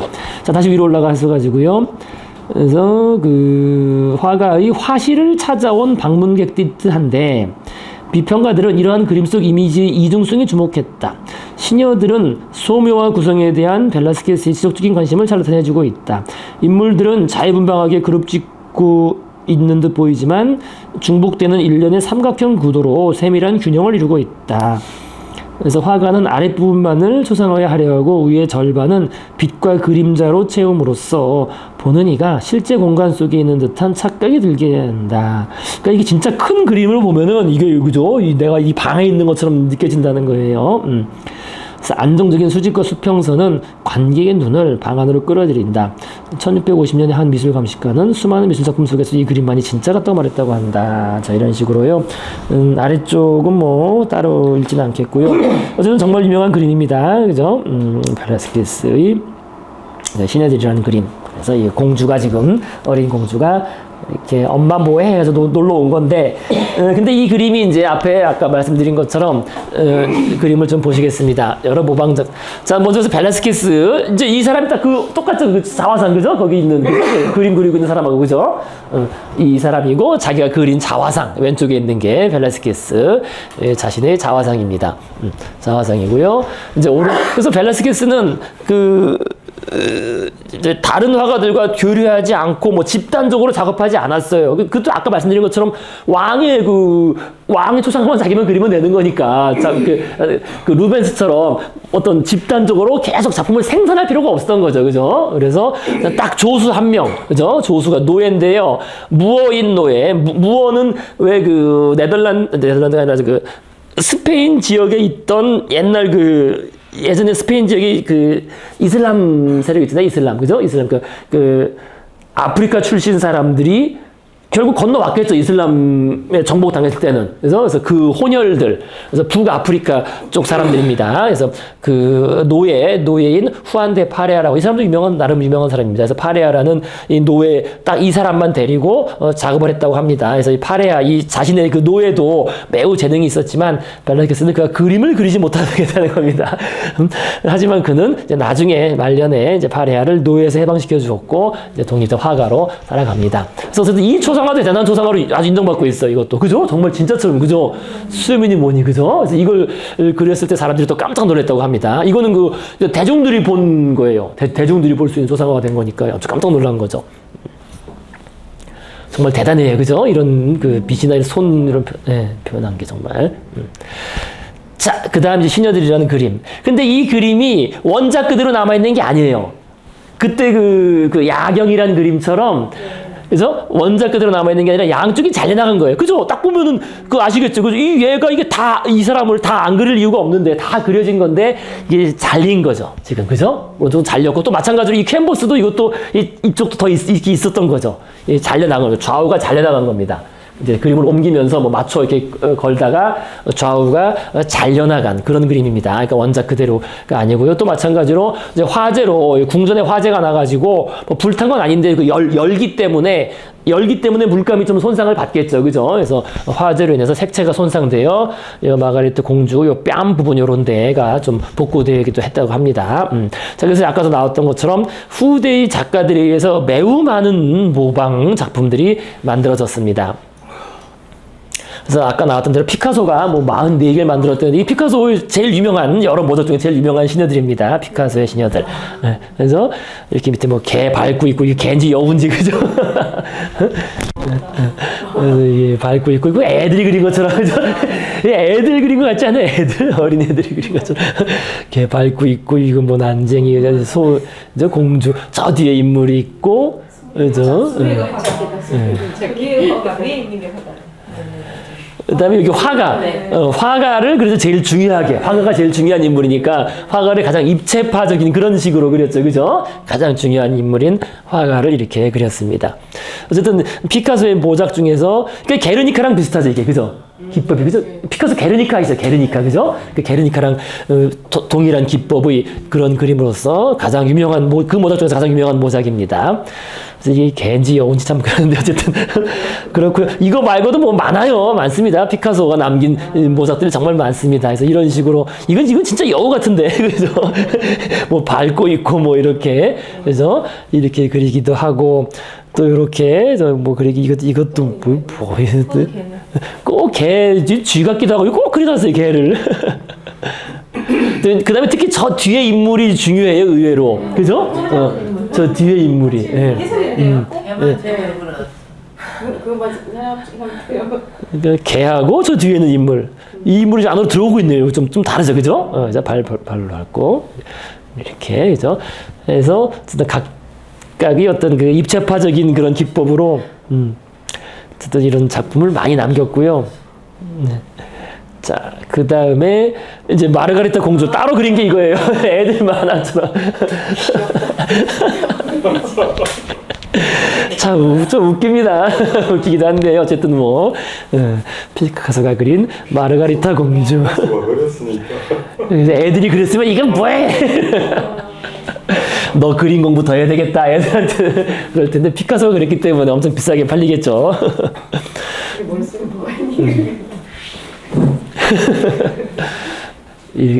만약에 애가 이런 거 그렸으면은, 야, 얘 이거 지금. 물감 낭비했다고? 아니, 병원에 데려가야지, 병원에. 얘 지금 정신 상태가 이상한 거 아니야. 자, 그 다음에 이 정도 되면 이제 좀, 이건 초현실주의 화가, 살바도르 달리, 유명하죠, 달리의 시녀들. 아예 뭐 초현실주의로 그렸어요, 조상화로. 번호를 매겨서, 그죠? 어쨌든, 이쪽에 1번, 이 개가 2번. 개가 2번이에요, 개가 2번. 3번, 4번, 5번. 화면에 같은 숫자를 표현했어요. 그러니까 요게 딱 뭐가 있는 거죠. 그러니까, 왜 이게 7이, 프랑스에서는 이게 그죠? 프랑스어는 이게 없죠. 7이, 그죠? 7이 이렇게 쓰면 이게 7이 아니죠. 프랑스어는 반드시 요걸 꺼야 돼요. 그죠? 프랑스에서 요걸 꺼. 이게 7인데, 저 뒤에 있는 인물을 그렇게 보고 있는 거죠. 결국엔 저 뒤에 있는 인물이 이 전체를 다 보고 있는 거 아니냐라는, 그러니까 같은, 그죠? 이 인물과, 이 화가와, 그 다음에 그게 그려진, 그죠? 그림, 캔버스 자체도 거기에 그게 그려져 있다는 거죠. 그 머릿속에 아마 그런 것 같아요. 그죠? 그래서 777 이렇게 연속된 그런 식의 의미 같습니다. 뭐 의미는 알 수 없지만 어쨌든. 자, 그래서 아예 그냥 살바도르 달리는 이렇게 숫자로 이거를 모작을 만들었습니다. 파리 공주죠, 그죠? 파리 공주. 제목이 시녀들이라고 지은 거예요? 그렇죠. 예. 딱 봐도 그 모작이잖아요, 근데. 캔버스 여기 있고요, 그죠? 자, 그 다음에, 아까 마르가리타 공주가 또 나오는데요. 마르가리타 공주가, 아까는 그 그림은 5세 때고요. 요거 이제 8세 때 그린 조상합니다. 그죠? 8세 때 그린 조상으로 써서, 아주 뭐 사랑을 받았다고 합니다. 그래서 사랑을 받아가지고요. 시집도 좋은 데로 갔어요, 결혼도. 신성로마 황제와 결혼했으니까. 근데 옛날에는 근데 아까도 말씀드렸지만 흑사병 돌고 이런 그 시대에는 오늘날 살던 사람하고 이 삶을 생각하는 게 좀 달랐을 것 같아요. 오늘날에 우리는 태어나면은 일단 평균적으로 7, 80을 기대하잖아요. 별일 없는 한, 사고 안 당하는 한, 정말 재수 없지 않는 한. 근데 그때는 재수가 좋아야 사는 거죠. 오래, 그죠? 60 넘어가는. 그러니까 이게 지금, 정말 이렇게 좋은 데서 태어나서 귀여움 받고, 좋은 곳에서 좋은 거 먹고, 가장 신성로마 황제하고 결혼했는데도 22세에 죽어버리니까요. 그죠? 그죠? 참, 아마 그때는 정말 이 삶을 생각하는 게 달랐을 것 같습니다. 그죠? 갑자기 흑사병 돌아서 뭐 죽을 수도 있는 거고, 아무리 왕족으로 태어난다 그래서 오래 사는 것도 아니고. 그죠? 뭐, 그럴 수 있죠. 그죠? 부정교합적인 게 있죠. 그죠? 아무래도. 그죠? 자, 그래서 뭐 참, 그렇습니다. 이 공주의 뒷이야기도 많이 궁금하잖아요. 그죠? 저 공주가 어떻게 됐을까? 그래서 이제 결국 이렇게 일찍 죽었다라는. 그럴 수 있죠. 자, 그 다음에 이제 벨라스케스 하면 사실 그림이 3개, 제일 유명한 그림이 3개예요. 지금 여기 있는 이 교황, 그죠? 켄티우스 교황 그림하고 시녀들하고 사실 이 그림이 제일 유명합니다. 이게 문제적 이 그림이에요, 사실 이게. 벨라스케스, 그러니까 이런 그림을 사실 그렸는지 몰랐죠, 옛날 사람들은. 옛날에는 몰랐죠. 왜냐면 이거는 궁중에, 일종의 이걸 뭐라 그래야 됩니까? 이게 궁중 포르노인데 일종의 따지자면은. 그러니까 궁중에 왕자 방에, 왕자라고 해야 되나? 어쨌든 왕실 방에 커튼을 가려서 이렇게 있었던 그런 그림이에요. 그래서, 이제 젊은 왕자나 이런 사람들이, 야, 일로 와봐. 좋은 거 있어. 보여줄게. 싹 보여주면, 다른 귀족들이, 야, 이런 거 어디서 구해? 막 이래서. 사실 이런 겁니다. 이게 남성들의 그런 취미. 그런 취미. 취미의 그러니까 이게 이전에 그렸었던 비너스나 여성상하고는 달라요. 그 전에는 루벤스만 해도 상당히 풍만하고 현실적인 여성상이었죠, 그죠? 근데 이거는 아주 그 날씬한, 그죠? 날씬하고 아주 그런 상당히 굉장히 사실적으로 그죠? 보통 굉장히 관능적인 거예요. 그죠. 보통 그 당시 여성 나체화들, 그러니까 신화 인물 그리는 것랑은 또 다르게 아주 관능적인. 그래서 이제 이것은 그 당시에 이렇게 커튼에 가려져서 그런 비밀 손님들한테만 보여주는 그런 작품이었다라는 겁니다. 근데 어쨌든 아빠한테 나 이런 거 하나 그려줘. 아니, 그런 거죠. 사실 그런 거죠. 그래서 그린 거예요, 이거. 그래서 그린 겁니다. 그래서 그려서 이제 딱 자기가 놓고 친구들한테 자랑하고 하는 거죠. 자, 그래서 비너스가 화장하는 그런 단장하는 그런 제목이 이제 붙어 있는데요. 근데 이제 이 그림이 이제 워낙 이제 왜 유명한지는 아시죠? 이게 뭐 그냥 단순 누드화였다면 그렇게 유명하지 않았겠죠. 근데 이게 아까 말씀드린 것처럼 그런 거랑은 다르게 아주 관능적이고 날씬한, 그죠? 날씬하게 여성성을 강조한 그런 그림임과 동시에 그 뒤에 겪은 역사 때문에 그래요. 자, 그래서 거기까지만 말씀하고 잠깐 쉬시겠습니다. 그 뒤에 겪은 역사가 이겁니다, 이거. 이거예요. 이것 때문에 이제 이 그림이 엄청 유명해지는 거예요. 그래서 1914년, 이때는 한참 그러니까 여성들한테도 투표권을 달라 막 이러던 시기거든요. 그죠? 이제 그때, 그죠? 1914년에 영국 참정권 운동가인 메리 리차드슨이 정육 좀 도끼로 가서 막 찍어버린 거죠, 막 이 그림을. 그래서 그 현대사에서 가장 아름다운 사람은 누구입니까 하면서 뭔가 남성들이 그녀를 쳐다보는 방식이 마음에 들지 않았다 해가지고 약간 페미니스트적인, 그죠? 또는 남성 우월적인 좀 저항하는. 그래서 벌써 오래된 일이에요, 사실. 오래된 일이니까 사진이 흑백 사진입니다. 옛날 1914년이니까요. 그래서 이렇게 한 7군데 정도를 이렇게 그어가지고 그림을 손상시킨 겁니다. 사실 이래서 유명해진 거예요, 이게. 그래서 이게 요런 일이 있었기 때문에 그 뒤에도 이제 그 뒤에는 어떻게 됩니까? 20세기를 거치면서 계속 페미니즘적인, 그죠? 여성주의 운동들이 막 점점 성장하잖아요. 성장하고 또 마찬가지로 미술에서도 그런 얘기가 많이 나옵니다. 왜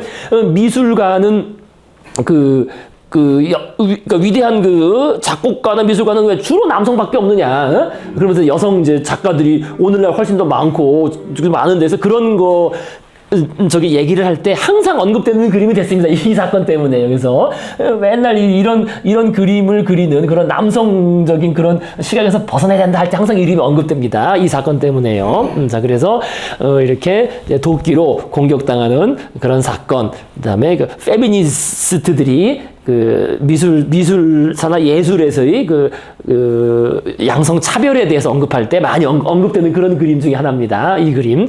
자, 그 다음에 또 그래서 이 그림이 그래서 유명하기 때문에 이렇게 직접 이거 얼마 전 작년이에요, 작년에. 2023년 11월 작년에 워낙 이 그림이 유명하니까 여기 지금 펠리페 4세 초상화 있잖아요, 그죠? 여기 들어가가지고 이 박물관에 들어가가지고 이 기후 활동가들이, 그죠? 영국 정부가 화석 연료의 탐사 개발 생산에 대한 모든 허가를 중단해라. 뭐 기후 활동가자 하면서 이거를 이제 망치로 이렇게 깨는데 보호류가 워낙 세니까 이제 손상 입지 않았지만 이런 식으로 자기들이 이제 알리기 위해서 중에 퍼포먼스죠, 그죠? 퍼포먼스를 하는. 근데 이 그림이 제일 유명하니까 선택한 거예요. 이거는 워낙. 네? 영국 정부랑 저 그림이 저 박물관이 영국에 있어요. 이거는 스페인에 있죠, 제가 알기로. 스페인에. 그리고 어쨌든 얘들이 이게 말의 기후 활동가 이상한 겁니다, 어쨌든. 그죠? 예. 자, 그래서 어쨌든 관심을 끌기 위해서 얘들이 이렇게 했다는 바로 작년에 있었던 그런 일입니다. 그래서 이 그림이 그래서 이 그림은 그런 식의 유명세를 그 이후 역사를 통해서 타게 됐다. 그래서 가장 유명한 그림 중에 하나가 됐습니다. 이 그림 3개 이렇게. 아이고, 잠깐 쉬었다가 하시겠습니다. 그래서 벨라스케스. 자. 10페이지 이제 벨라스케스의 영향력. 그래서 아까도 말씀드린 것처럼 벨라스케스는 그 화가의 화가로서 다른 화가들한테 많은 영향을 주었다. 후대의. 그래서 스페인은 예술적으로 고립된 국가. 그래서 뭐 시골이죠, 사실은. 스페인은 저 멀리 떨어진. 그렇기 때문에 벨라스케스의 작품은 19세기 이전까지 널리 알려지지 않았다. 그러나 시각 세계를 극사실적인 기법으로 묘사해내는 그의 놀라운 화필은 아카데미 규범으로부터 자유롭고자 하는, 이제 아카데미가 좀 이따 나오겠습니다. 하는 후대의 화가들에게 영감을 제공했다. 그래서 다음 계보는 벨라스키스의 작품에 큰 영향을 받은 화가들이다. 그래서 벨라스키스에서 바로 이어지는 사람이 이제 고야는 스페인 화가이기 때문에 이제 스페인 지역에서 이렇게 이어지는 거고요. 그다음에 아래쪽에 휘슬러, 서전트 뭐 이런 그 미국 작가들, 그리고 오른쪽에 마네에서 이어지는 인상주의죠, 이게 그죠? 마네, 모네 이렇게 이어지는 인상주의. 로 이어지고요. 그다음에 맨 아래쪽에 이제 직접 뭐 바로 또 영향을 준 게 이제 베이컨, 유명한 베이컨이죠, 그죠? 프란시스 베이컨.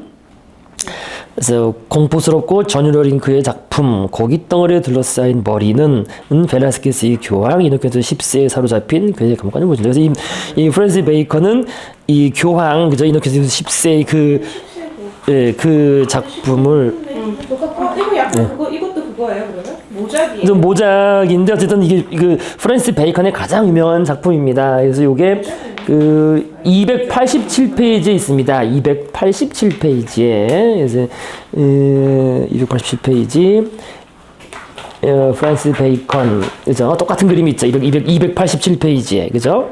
똑같은 그림 있죠.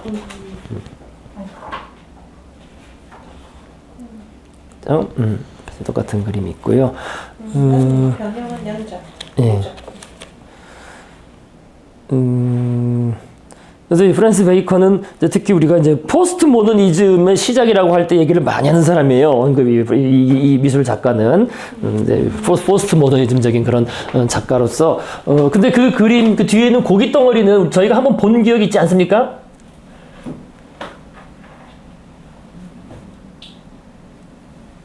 진짜 거기를 했던 앞에 거예요? 한번 본 적이 네. 렘브란트에서 나왔어요. 렘브란트에서. 복잡한 그림에 렘브란트였나? 그러니까 다 이게 선생님이 이렇게 미술 작품들이 자기들이 독창적으로 그렸다기보다는 다 앞에서 영향을 받고 다 그려진 게 많아요, 다 대부분. 그래서 이거죠, 그죠? 이거죠? 렘브란트의 유명한 그림, 그때 말씀드린 것처럼 당대의 작가들, 후대의 작가들이 아주 많이 따라 그린, 그죠? 그런 그림입니다. 그래서 이 그림을, 그죠? 그 변형해서 뒤에 이렇게 붙여놓은 거죠, 사실, 그죠? 뭐 딱 보면 알 수 있어요, 그죠? 미술서 좀만 아는 사람들, 이거는. 그쪽으로 나오면 예. 그래서 두 쪽으로 나눠서 그린 거죠. 뭐 이제 이런 식으로 다른 작가들도 인상주의나 표현주의, 뭐 그죠? 이런 그 프란시스 베이컨 등도 이제 많이 이제 본따서 이렇게. 그래서 이 그림을 미술서 좀 보시면은요, 이게 또 누구 거 베끼고 그랬다는 걸 다 알 수 있습니다. 자, 그 다음에 이제 저희는 프랑스 바로크로 가시겠습니다. 그래서 어쨌든 벨라스케스는 그런 식으로 아까도 또 여기 안 나온 사람 많이 있었죠. 아까 뭐 그 피카소도 있었고요, 그죠? 피카소 뭐. 달리, 뭐 샬바도르 달리 등도 있었고, 어쨌든 큰 영향을 주었다. 자, 그 다음에 이제 141페이지 프랑스 바로크. 그래서 순서상 이게 뒤에 나왔는데요. 이게 순서상 역사적인 순서는 앞에 나와야 되는데 뒤에 나왔습니다. 왜 뒤에 나온 이유가 있어요. 요게 요렇게 해서 바로 그 19세기로 연결되기 때문에 사실 이게 나온 겁니다. 여기 19세기 그다음 우리가 요게 이제 마지막이거든요. 이 바로크 로코코 하면 끝나는데 19세기로 넘어가기 위해서 프랑스를 시대 순서랑은 다르게 좀 뒤쪽에 배치했다는 걸 알 수 있습니다. 자, 프랑스 바로크. 그래서 17세기 프랑스는 유럽에서 가장 강력한 국가였죠. 그래서 GDP로 따질 때 유럽 전체 GDP 한 20%? 엄청난 거죠, 그죠? 전체에서. 프랑스는 가장 그 농업 생산력이 좋았기 때문에요. 가장 강력한 국가였습니다. 그래서 루이 14세는 자신의 군주권과 왕궁의 왕실의 영광을 과시하는 데 놀라운 열성을 발휘했다. 그래서 로마의 유적을 모델로 그러니까 로마의 유적을 모델로 했다는 거니까 요거는 고전주의예요. 그죠? 그러니까 베르사유 궁은 고전주의와 바로크가 결합된 겁니다. 꼭 바로크라고만 할 수는 없어요. 그래서 고전주의와 바로크가 결합된 베르사유 궁을 건축한 이후 프랑스는 로마를 대신해서 유럽 미술의 중심으로 떠올랐으며 이런 상황은 제2차 세계대전까지 계속되었다. 그죠? 그래서 그 르네상스 시기에는 로마가 중심이었는데 그죠? 르네상스 시기 이후 이제 결국 바로크 시대부터 그 19세기 말 또는 그죠? 20세기 초까지 다 그 프랑스 파리가 세계 예술의 중심이었죠. 그죠? 문화도 그렇죠. 그래서 문화적인 중심지 역할을 했다. 그다음에 2차 대전 이후에는 이제 뉴욕으로 넘어갔다는 보통 얘기하지만 그렇지만 그럼에도 불구하고 그죠? 프랑스 파리는 그 위상이 뭐 크게 변하지는 않았죠. 자, 그래서요. 그 푸생이라는 사람이 먼저 나옵니다. 구성의 대가. 그런데 이제 그거를 보시기 위해서는 먼저 역사적인 정리를 간단히 해보시고요. 장려양식. 그때 나왔었죠, 그죠?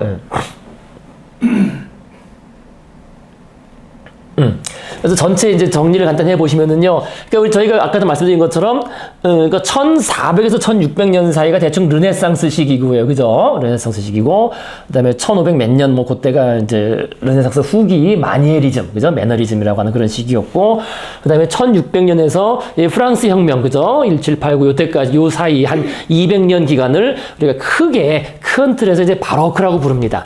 하지만 바로크라고 불러도 좀 이제 다양하죠. 저희가 봤던 것처럼 각 국가마다 살짝 다르고 다양한데요. 어쨌든 여기서 중요한 거는 큰 틀에서는 바로크 시대지만은 여기서 지금 우리가 르네상스 그 프랑스라고 있잖아요. 요게 요 딱 중반에 1648년 프랑스 왕립회화조각 아카데미, 여기 제일 유명한 아카데미가 요때 설립이 됩니다. 설립되면서 요 시기를 전후로 해서 이 바로크라기보다는 고전주의. 그래서 17세기 프랑스 고전주의라는 명칭을 쓸 때가 있어요. 이 책에는 그렇게 안 쓰고 있는데요. 다른 미술사 책에서는 그렇게 따로 쓰기도 합니다. 따로. 여기 17세기잖아요. 1600 몇 년 하는 게 17세기 프랑스 고전주의라고 따로 이렇게 하나의 양식을 잡기도 합니다. 그 바로크 시대 내에서 내에 있는 프랑스 고전주의인 거죠. 17세기 프랑스 고전주의. 그래서 이게 이제 루이 14세로 대표되는 거예요. 루이 14세로 대표되는. 또 이 아카데미 설립하고 바로 맞물려 있습니다. 이제 물론 이거는 일종의 변두리 현상으로 볼 수 있어요. 그러니까 변두리라는 게 뭐냐면은 이 당시는 프랑스가 중심이 이제 됐지만 그 전까지는 중심이 아니었죠. 그 전까지는 르네상스의 이탈리아, 로마, 피렌체, 베네치아가 중심이었거든요. 그러니까 그거를 이제 그대로 가져온 거지. 변두리 현상으로서 그대로 이제 카피해가지고 모방해서 가져온 게 고전주의입니다. 그러니까 르네상스 고전주의죠. 르네상스의 고전주의를 그대로 가져와서 자기들이 시대 전체적으로는 바로크지만 자기들은 요거를 다시 또 그대로 반복한 거예요. 이 아카데미를 통해서. 그래서 요거를 17세기 프랑스 고전주의라고 부르고 있고요. 그러다가 나중에 보시겠지만은요. 이제 요 왕권의 변화에 따라서 18세기 중반 이제 이 바로크가 좀 더 장식적으로 변한 로코코로 변하고, 하지만 이 아카데미는 계속 쭉 지속되거든요. 지속되면서 아카데미 영역이 지속되면서 결국 이 프랑스의 고전주의가 이제 계속 나름 한 전통을 이루고 있었던 겁니다. 그래서 아카데미를 통해서 계속 유지가 되면서 프랑스 혁명을 전후로 해가지고 신고전주의라고 하는 이거에 대해서는 이제 명확하게 이름을 붙여요. 우리가 신고전주의. 그래서 18세기 중후반부터 나폴레옹이 몰락하기 전까지의 그 시기를 우리가 신고전주의 양식. 그게 우리가 다음 이어지는 그 시대에 나올 이야기죠. 그래서 큰 틀에서 이렇게 보시면 되겠습니다. 그래서 이 중반에 완전히 바로크를 가지 않고 이 아카데미 설립과 결부돼서 프랑스는 이제 고전주의적인 그런 흐름을 보인다. 어쨌든 거기에 중심에 있던 인물 중에 한 명이 지금 나온 니콜라 푸생입니다. 지금 나온 푸생. 그러면은 예. 프랑스는 바로크 시대인데 따로 바로크 양식이 유행하진 않았던 거예요. 그러니까 유행을 했었는데요. 그러니까 유행을 했던 게 우리가 그때 봤던 것처럼 어디 나옵니까? 124페이지에 나오는 것처럼요. 124페이지에 그렇죠? 그러니까 루벤스가 돌아다니면서 프랑스 왕실 와서 이렇게 마리드, 메디시스의 그림을 그려주고 하면서 그러니까 루이 14세 이전 시에 유행했어요. 그 시대에 따라서 바로크가 유행을 하고 이렇게 그림을 그렸는데, 근데 이 그림들은 이제 다른 궁전들에 다 있던 그림이에요. 다른 루브르 궁전이라든지 뭐 릭상부르라든지 이런 다른 궁전들에 있던 그런 그림들이고요. 근데 루이 14세가 이제 그 정치적인 이유가 있어요. 이따 나오겠지만은요.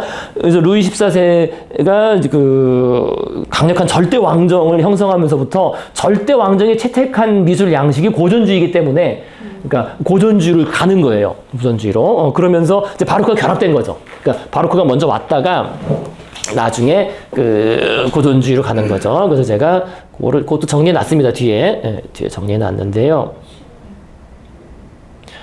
나온 김에 살짝 먼저 보시면 좀 이해가 쉽겠죠. 전체를 보시는데. 그래서 이미 르네상스 이후에 17세기 프랑스에는 루벤스를 통해서 이미 바로크 미술이 지금 아까 봤던 것처럼 그래 충분히 들어와 있었는데, 근데 17세기 프랑스 미술계는 바로크 양식으로 이제 간 다음에 계속 글로 가기보다는 한 시대 이전의 고전주의적인 양식을 공식적인 미술 규범으로, 이게 루이 14세 때문에 그렇다고 보시면 생각하시면 쉬워요. 루이 14세 때문에. 그걸로 채택을 합니다. 아예 공식적인. 근데 왜냐면 그게 아카데미 설립하고 연결되는 거죠. 학교에서 가르치는 게 그게 공식 그 규범이 되는 거니까요. 그죠? 근데 물론 그 이유는 아까도 말씀드린 것처럼 그 일종의 변두리 현상이죠. 그러니까 프랑스는 고딕 시대 이후로 사실 프랑스도 변방이죠. 문화적으로는 지금 이탈리아, 로마 교황, 로마나 베네치아, 뭐 피렌체 이런 데가 중심이었고 새로운 개항들이 있었고, 프랑스는 그냥 고딕 성당 짓고 살고 있었는데, 근데 이제 프랑스 왕이 이제 점점 그때 뭐 앙리 4세라든지 이렇게 좀 그죠 그 프랑스와 1세라든지 그 점점 왕권이 커지면서 야 우리도 뭔가 멋있는 거 해보자 해가지고 르네상스를 수입하죠.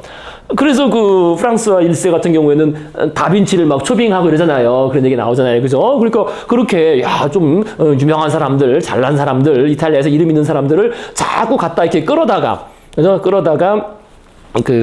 퐁텐블로라든지 자신의 성을 막 꾸미고 그런 겁니다. 그러니까 일종의 수입한 입장이었죠. 그런 의미에서. 이탈리아가 본거지고, 그러니까 문화의 중심지고, 프랑스는 그것을 수입하는 지방왕에 불과했는데, 그러니까 당연히 이제 그 프랑스 출신 미술가들, 그죠? 그러니까 그 전까지는 프랑스에서 활동한 미술가들은 다 이탈리아 출신들이에요. 우리가 앞에서 뭐 로쏘라든지 이런 사람들 다 배웠습니다. 이탈리아 출신 화가들이 프랑스 가서 막 그림 그려주고 이랬던 거예요. 근데 그 프랑스 출신 미술가들은 당연히 그럼 어디 가서 배우겠습니까? 이탈리아로 가서 배우는 거죠. 그죠? 그때는 뭐 이런 책 같은 게 없으니까 직접 가서 봐야 되는 거잖아요. 가서 보고 직접 그 어떤 사람한테 찾아가서 배우고 옛날에는 다 그랬잖아요. 그죠? 그러니까 직접 갈 수밖에 없는 거지. 그래서 이제 그때부터 그 프랑스 미술 시장과 미술 그 수요가 생긴 겁니다. 그죠? 왕들도 그 자신의 궁전을 꾸미고, 뭐 왕뿐만 아니라 뭐 각 지방에 있는 공작, 뭐 백작, 뭐 자작들 다 자기들도 자기네 그걸 꾸미다 보니까 일종의 시장이 성립하고, 그 시장에 납품하는 납품업자들로서 프랑스 미술가, 화가, 뭐 조각가들이 이탈리아로 유학 또는 견학을 떠났습니다. 그러니까 당연히 이 사람들이 보고 온 거는 그거니까, 이탈리아 르네상스를 보고 오는 거니까요. 그죠? 이탈리아 르네상스 보고 와서 다시 프랑스로 돌아왔을 때 당연히 그들이 프랑스 미술에 커다란 영향력을 행사하겠죠. 이거는 뭐 당연한 원리겠죠. 그죠? 그래서 시간차로 루벤스를 통해서 바로크가 유행을 했었지만은, 프랑스 출신 이 미술가들이 대거 필요로 하게 됐을 때, 그러니까 대거 필요로 하다는 것은 아까도 말씀드린 것처럼 그만큼 수요가 있어야죠. 주문이 있어야죠. 주문이 있으려면은 프랑스 왕이나 프랑스 귀족들의 주문을 직접 소화하게 되면서부터 그거를 만들어낸 사람들은 이탈리아 유학생들이라는 거예요. 이탈리아 유학생들이고, 그 사람들은 이탈리아에 있던 르네상스 고전주의 양식을 배우고 온 사람들이라는 겁니다. 그리고 그것이 루이 14세에서 채택이 되고요. 그래서 지금 이제 바로 푸생 나오겠지만은요. 대표적 유학파입니다. 푸생도. 그래서 가장 큰 영향을 미친 작가는 니콜라 푸생으로서, 이 사람은 철저한 고전주의자예요. 그거 가서 보니까 야 이게 진짜 미켈란젤로 뭐 그죠? 그리스 조각, 로마 조각 보고서 이게 진짜다라고 딱 본 거죠. 그죠? 이건 뭐 시골 촌놈이 가서 보면 그게 단 줄 아는 거죠. 이게 진짜 인간이다. 그래서 작가의 주관적 개성이나 감정, 기교를 배제하고 보편적인 이상, 어떤 이념과 질서, 규범, 미덕을 추구하였다. 그래서 대생을 중시하고, 여기 드디어 나왔습니다. 뚜렷한 윤곽선, 이거는. 그죠? 아주 명확한 표현. 합리적 구성, 그래서 합리적 수학적, 비례적 구성, 이런 거를 중요시한, 이게 이제 원래 그 르네상스 초기의 고전주의 아니겠습니까? 그죠? 그리고 이것이 이후 1948년 왕립회화조각 아카데미의 설립 및 이어서 진행된 베르사유 궁전 건설과 맞물리면서 이게 궁전을 건설했다는 게 그만큼 엄청난 수요가 생긴다는 거예요. 그래서 이게 맞물리면서 이후 200년 가까이 프랑스 유럽 미술계에 19세기 중반까지 인상파 등장하기 전까지 지대한 영향을 미친다는 겁니다. 요 흐름이요. 근데 이제 요게 아까도 말씀드린 것처럼 이게 왜 중요하냐면은요, 그 정치하고 연관되는 걸 요거를 꼭 놓치시면 안 돼요. 이거 미술사 책이 이런 게 안 나오는데요. 요걸 꼭 이해하셔야 됩니다. 요거를. 그러니까 지금 베르사유 궁전 건설과 맞물리잖아요. 그리고 우리 책에도 나오긴 했어요. 맨 위에. 그죠? 루이 14세는, 그죠? 자신의 군주권과 왕궁의 영광을 과시하는데, 이거를 광고하고 그 선전하는 거죠, 일종의. 그래서 이게 이렇게 그 고전주의 양식 미술이라는 것은 사실은 정치적 이념적으로 활용될 소지가 매우 크다는 거예요. 요거를 이해하셔야 돼요, 요거를. 어떤 보편적인 이상과 질서, 규범 같은 거를 강조하기 때문에. 그래서 요거는 다비드가 주도한 신고전주의로 그대로 이어집니다. 그래서 요 내용은 이때 할 때 또 다시 반복해서 말씀드리겠습니다. 그래서 이런 이제 두 가지 이유 때문에 크게 봤을 때는 이런 두 가지 이유 다시 말씀드려서 하나는 그 이탈리아 르네상스를 수입한 입장에서 어떤 변두리 현상적인 측면에서 이탈리아 르네상스를 모범으로 삼았다. 본 게 그거밖에 없으니까 그죠? 라는 것하고 두 번째는 그것이 정치적으로 이념적으로 루이 14세의 자신의 지배를 정당화하고 선전하고 그죠? 권위를 세우는데 그게 같이 결합됐다는 거예요. 그것만 한 데는 고전주의 양식만한 게 없습니다. 이제 보시면 아시겠지만은요. 자, 그래서 다시 이제 앞으로 오셔서 이제 니콜라 푸생이 나옵니다. 푸생.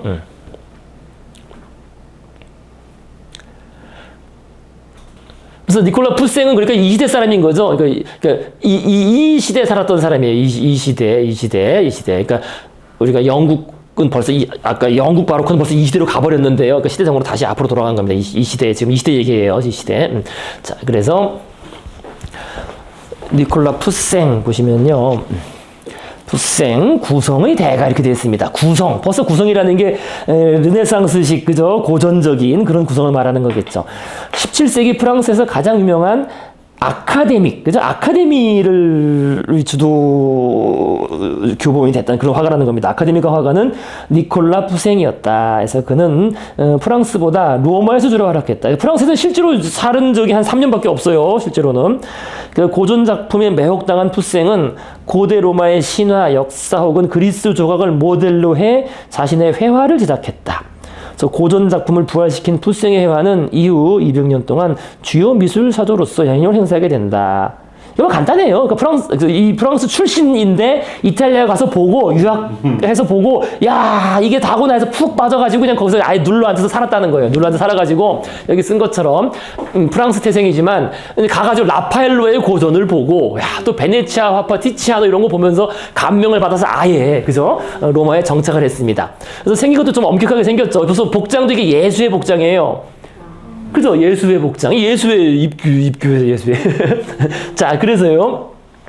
그 그리스의 어떤 이상적인 그죠? 아주 그 조각 같은 말 그대로 이상적인 질서, 균형, 조화를 추구하였다. 그래서 화면의 구도와 배치는 철저하게 계산된 것. 그죠? 비례를 딱 계산하고 그죠? 배치를 계산된 것이며 아주 이성적인 거죠. 그래서 군더더기 없이 절제된 깔끔한 표현이 특징이다. 그러니까 바로크는 이렇지가 않죠. 바로크는 절제됐다기보다는 아주 그냥 지나치고 그죠? 그 과도한 바로크는 그런 건데 이 사람은 그렇지가 않아요. 그리스적인 그런 거니까요. 자, 그래서 그리스 로마 역사와 신화에 정통했으며 스토라차의 가르침, 내면의 평화를 따랐다. 그래서 예수에 입교하고 또 로마에서 그린 그림들이 그러니까 이 사람은 로마에서 계속 그림을 그렸는데 이제 그 그림들이 이제 프랑스로 전해지면서 커다란 명성을 얻게 되었고 1639년 루이 13세가 이제 부릅니다. 야, 너 유명한데 그쪽 와서 좀 그려라 해가지고 딱 갑니다. 가가지고 수석학으로 초빙되어 파리에 왔으나 궁정의 모략에 질려서 로마로. 왜냐면 이제 궁정에 오면은 거기 또 자리 잡고 있는 화가들이 있잖아요. 서로 화가들이 해가지고 이제 화가들이 이제 거기 나옵니다. 어떤 그런 걸 막 하라고 해요. 자기 못한다고 돌아갑니다. 자, 그래서요. 요런 그림 보시면 먼저 보면 알 수 있어요. 아까 이 특징을 미리 보고 들어가시면요. 아까 뭐라 그랬습니까? 이렇게 표현했죠. 그러니까 화면의 구도와 배치는 철저히 계산된 것이고 군더더기 없이 절제된 깔끔한 표현. 그래서 이 그림이 좀 그렇습니다. 예를 들면 이런 그림 보면은요. 이게 깔끔하잖아요. 그죠? 윤곽선이 명확하고 깔끔하고 그죠? 이런 깔끔한 아주 그 동적인 그림이지만 사실 순간 정지 화면처럼 보여요. 그죠? 아주 이게 엄청나게 지금 난리가 난 상황인데 사실 난리 난 어떤 동적인 동세, 그죠? 동적인 어떤 그런 그 느낌보다는 그냥 딱 순간 스냅 사진처럼 딱 찍은 그죠? 그런 느낌이죠. 그죠? 자, 그 다음에 이제 이런 걸 보시면요. 이런 것도 풍경화인데 아주 다 계산된 그림이에요. 다 철저히 계산돼 있고, 그러니까 깔끔하다는 게 이런 그림 같은 것도 다 윤곽선이 살아있는, 그죠? 뭐 그냥 정말 깔끔하게 그냥 그렇습니다. 그죠? 다 질서와 통일성, 깔끔한 편익의 특징이다. 그래서 이런 그림도요. 이런 그림도 이게 풍경화인데 이게 다 계산 배치와 이런 게 다 이렇게 다 계산돼 있다는 거 이게 다 가장 우리가 보기 좋고 이상적인 형태로 이런 길이라든지 이런 게 그죠? 자연스럽지가 않고 그냥 이상적인 배치, 합리적인 이런 어떤 여기에 이런 게 있으면 또 그게 맞춰서 뭐가 있고 이렇게 다 계산되고 깔끔한 그런 그 표현 방식이라는 겁니다. 이것도 그렇고요. 그죠? 아주 이게 참 비극적인 장면인데요. 그런데도 불구하고 뭔가 철저히 계산된, 그죠? 딱 보시면 그렇게 느껴지시죠? 그죠? 좀 계산되고 좀 어떻게 보면 너무나 그 인위적이라고 해야 되나? 너무나 그 깨끗한 자연, 그죠? 깨끗한 풍경, 그죠? 뭐 그런 식의 그림이라는 겁니다.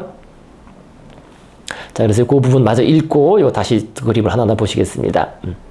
그래서 니콜라 푸생. 그래서 푸생의 고전적 합리주의. 그래서 왜 합리주의인지 이해하시겠죠? 모든 걸 다 비례 계산해가지고 철저히 계산해서 그리는 거니까요. 자, 그래서 푸생의 고전적 합리주의는 매우 진지한 것이어서 루이 13세가 이제 아까 말씀드린 것처럼 불러가지고 야, 좀 뭐 그림 그려라 그랬더니 루브르 궁의 천장에 날아다니는 성인들을 그리라고 이게 이제 루이 13세가 명령한 게 아니라 주변에 있는 화가들이 야, 그러면 그런 것도 한번 제 보고 그리라 그래요. 제 뭐 잘한다며 이렇게 한 겁니다. 그랬더니 인간이 공중을 날아다니는 것은 논리적으로 어긋남을 그릴 수 없다고 거절했다는 일화를 통해 알 수 있다. 이래서 이제 이거를 결국 그는 이 주문을 맞지 못하는 대신 자신이 사랑하는 로마로 아까 말한 것처럼 그렇게 궁정의 암투에 걸려서 못하겠다 하고 돌아간 겁니다. 그래서 로마에서 이제 생을 마감할 때까지 그림을 그리는데 그래서 이 카라바조를 아주 비판합니다. 그래서 117페이지 보시면요. 117페이지 위에서 셋째 문단. 그죠? 평화로운 풍경을 즐겨 그렸던 동시대 프랑스 화가인 푸생은 회화 예술을 파괴하려는 배신자라고 카라바조를 매도하게 됐다. 그죠? 이 카라바조의 그림은 이게 아주 천민들 그리고 말이죠. 그죠? 천민들의 뭐 예수도 아주 허접하게 그리고 그렇잖아요. 아주 감정이 다 실려 있고 그렇게 그리잖아요. 카라바조가. 그죠? 그죠? 고전주의적이지 않고. 그래서 푸생은 이 카라바조는 이거 예술을 파괴자다라고 이렇게 비판했다는 겁니다. 그러니까 카라바조는 이탈리아 바로크의 시작점인데 그러니까 바로크를 거부했다는 거죠. 그래서 이 푸생은 아주 철저한 르네상스 고전주의자였다는 겁니다. 자, 그래서 다시 이제 앞으로 다 뒤로 오셔서요. 141페이지. 그래서 카라바조를 그렇게 강력히 비판을 했고, 계속 읽으시면은 여기서 푸생이 남긴 가장 큰 유산은 회화를 창작하는 방식이 하나인 장려 양식 그랜드 매너를 창안했다는 것이다. 그는 회화 창작에서 기본은 주제와 그 전개 방식이 전쟁이나 영웅적인 행동, 종교적인 테마 같은 위대한 것들, 그랜드한 것이어야 한다는 겁니다. 근데 이 그랜드하다는 게 이게 아까 말씀드린 그 어떤 보편적인 이념, 이상 뭐 그런 거예요. 정치적인 것들. 그래서 다른 비천한 주제들은 되도록 피해야 한다. 비천한 주제들은 뭐 초상화, 뭐 풍경화, 정물화 이런 거는 이제 마이너한 주제라는 겁니다. 그래서 일상의 묘사에 치중하는 화가들은 그들의 열등한 재능을 그런 하급 주제를 통해 합리하고 있는 것이라고 주장했다. 그래서 푸생의 이러한 방식과 작품은 이후 200년 동안 모든 화가들이 제도화된 고전주의인 푸생주의적 방식으로 교육받는 데 기반이 되면서 프랑스 미술계에 나아가 세계 미술계에 막대한 영향을 미치게 된다. 그래서 이것이 나중에 아카데미 전통이 되고 이제 살롱전으로 이어지는 그래서 거기에 이제 반발해서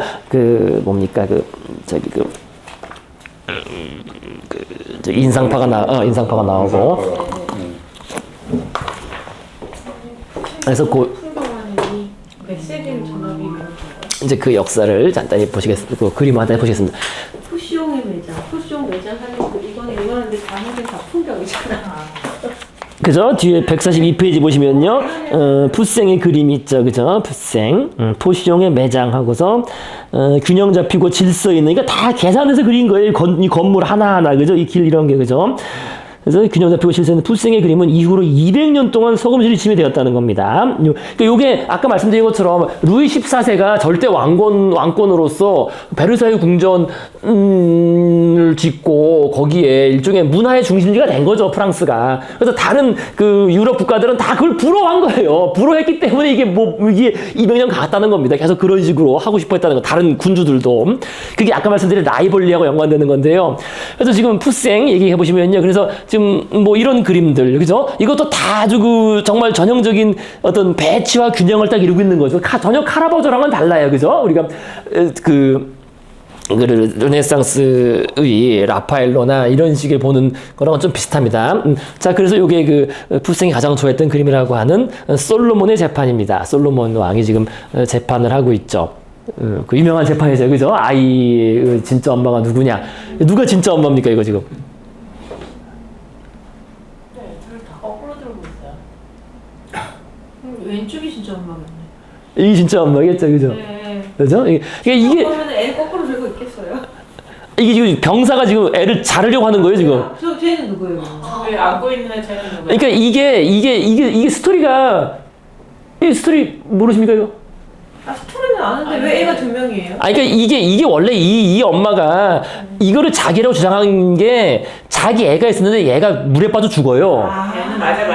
예. 죽은 애가 죽었는데 이 죽은 애가 내 애가 아니라 저 애가 내 애라고 주장한 거예요, 그러니까. 피부색이 죽었네. 얘는 물에 빠져 죽은 애고 저게 내 아이인데 왜 이 애를 바꿔치고 하냐 이제 이게 그런 거지. 그러니까 이제 이 얘가 이제 이 여성이 진짜 엄마인데, 그러니까 그래서 이 지금 칼을 뽑고 있잖아요. 칼을 뽑으면서 애를 나눠 가져라. 그래가지고 이 병사가 이제 칼을 뽑고 있으니까 잘라버리려고 반으로. 그러니까 이제 하지 말라라고 이제 진짜 엄마가 외치는 거고, 여기 잘하라고 하는 거고 지금 이 가짜 엄마는 그래 잘라. 그러니까 여기가 지금 여기 딱 이 표정이 이쪽이 아니고, 그죠? 이쪽이 아니고 이쪽이 진짜다라고 지금 솔로몬이 판결을 하는 딱 그죠? 그렇잖아요, 그죠? 여기죠? 아니고 이거야 이런 식으로 하는 그런 솔로몬의 판결입니다. 자, 그래서 딱 그 뭡니까?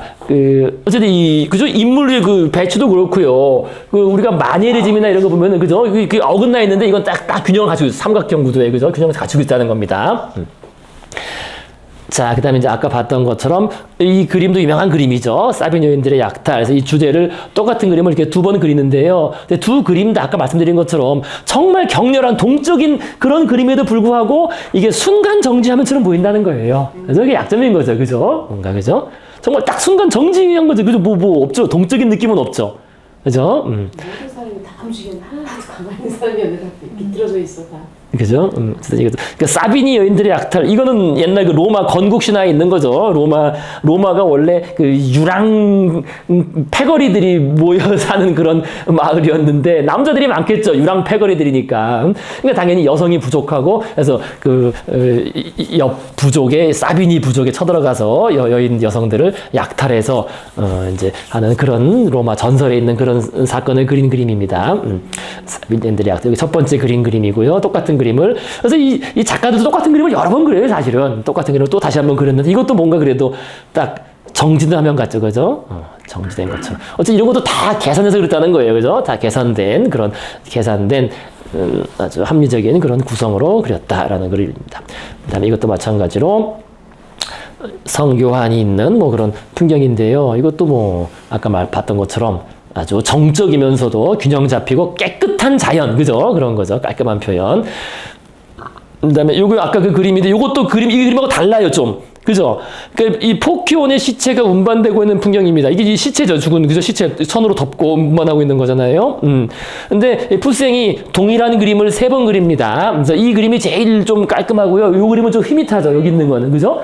이거는 그 파리에 있는 그림이네요. 파리 루브르 박물관. 똑같은 그림을 3번 그리는데요. 그죠? 이런 식으로.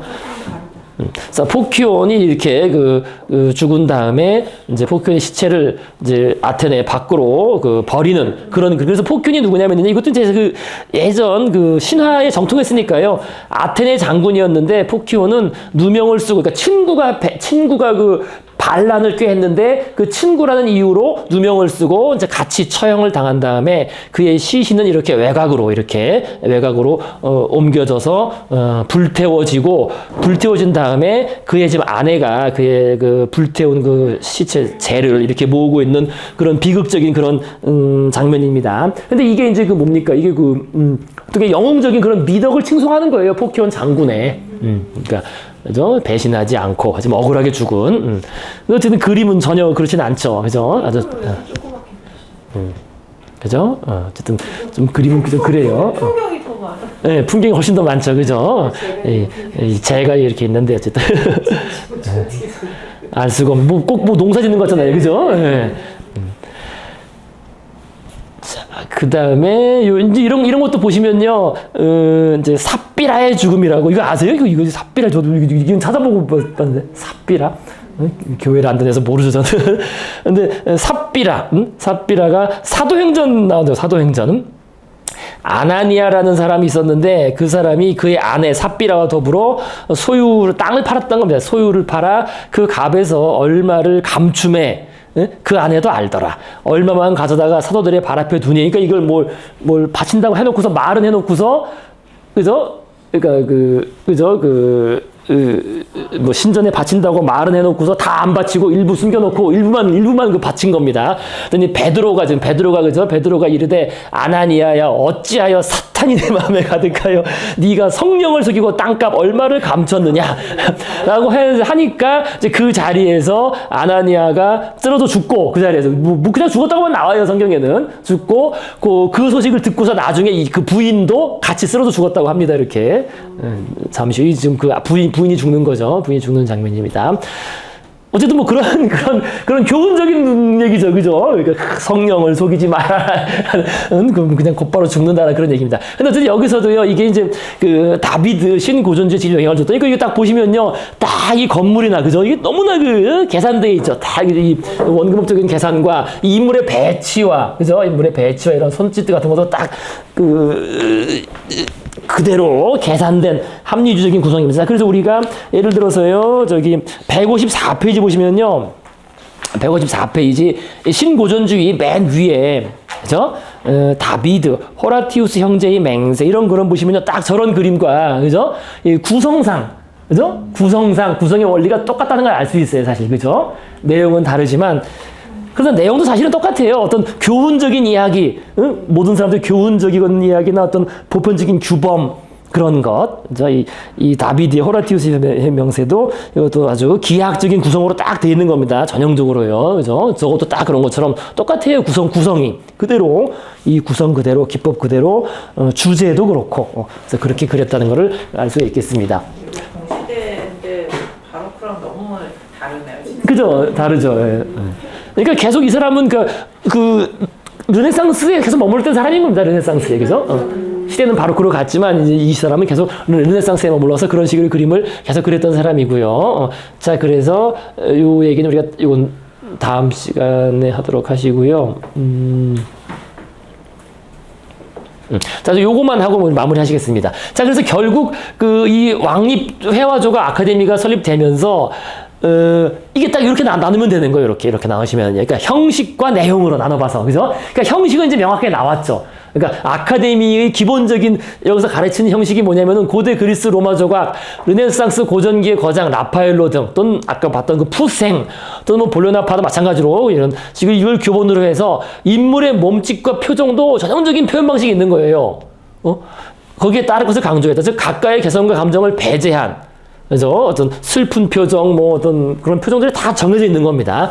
그 다음에 색채보다는 정확한 대생을 중시하고 뚜렷한 윤곽선이 남고요. 동적인 기운을 절제하고 정적인 균형과 안정적 배치를 강조하죠. 그러니까 아까 봤던 것처럼 다 순간 정지화면처럼 되는 거예요. 동적인 어떤 기세 같은 게 좀 없어요. 그죠? 분명히 동적인 장면인데. 그 다음에 피라미드 구조, 좌우대칭, 조화, 비례 등 기하학적 질서를 기본으로 중시하는 그러니까 형식은 딱 이런 식으로 이제 그런 그림을 그리는 거고요. 그럼 어떤 그림을 그릴 거냐? 그게 이제 아까 나왔던 그 장르 양식, 그랜드 매너. 그래서 보통 이렇게 구별합니다. 고급 장르와 부차적 장르. 그래서 고급 장르라는 건 이겁니다. 역사화, 즉 영웅적인 행위. 아까 그런 장군이라든지 하여튼 어떤 성인, 그죠? 또는 뭐 잘못된 행위, 어떤 뭐 교훈 이런 거, 그죠?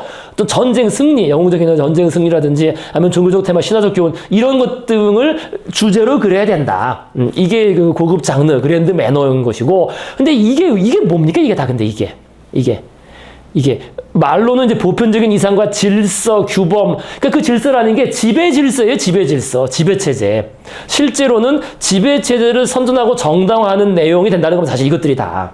그래서 아까 말씀드린 것처럼 이 고전주의 양식은 그 정치적 또는 이념적 이념화되기가 아주 쉬워요. 그리고 이런 뭐 초상화, 풍경화, 정무로 이런 걸 담을 수가 없죠. 그죠? 이런 뭐 지배 질서를 선전하고 정당하는 게 어디 있습니까? 그죠? 자, 그래서 이 아카데미의 그 기본적인 그 이제 고급 장르라는 것이 이런 쪽이고, 이것이 아까 말씀드렸던 루이 14세의 지배 체제 정당화하고 연결되는 거고요. 그리고 거기서 끝나지가 않고 지금 우리가 봤던 지금 이 다비드의 그림 같은 경우도 이 시대의 이 시대의 그 혁명을 정당화하는 그런 그림으로, 그죠? 혁명의 이념을 정당화, 154페이지 아래쪽에, 그죠?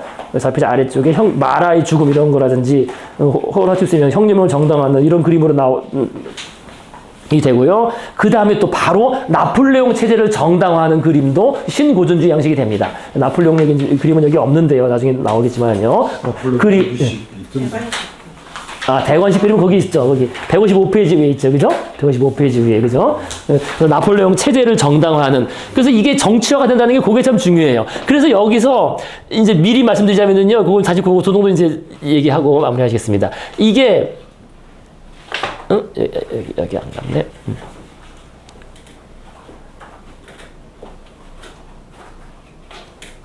그러니까 정치적 이념적 향도에서 그러니까 여기서 이 신고전주의 양식 이 그림이 한 발 더 나가면은 그게 사회주의 리얼리즘 되는 겁니다.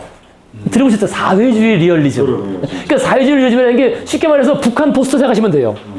여기서 한 발 더 나가면 바로 북한 포스터예요. 북한 포스터는 다 이념적으로 명확하고, 아까 말씀드렸잖아요. 전쟁 승리, 영웅적 행위, 그래서 어떤 뭐 이념 뭐 이런 거, 그죠? 그거 외에는 다 타락한 장르인 거죠.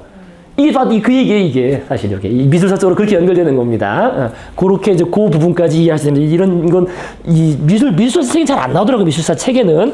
근데 이제 그렇게 연결된다. 근데 그게 왜 고전주의가 왜 그러냐면 고전주의가 직관적으로 알아보기 쉬워서 그래요. 직관적으로. 이렇게. 자, 일단 그래서 오늘은 여기까지 하도록 하시겠고요. 우리 이제 다음 시간에 이제 베르사유 궁전하고 로코코 이게 넘어가면은 바로 그 시에 끝나겠습니다. 자, 오늘 여기까지 하시겠습니다. 수고 많으셨습니다. 예.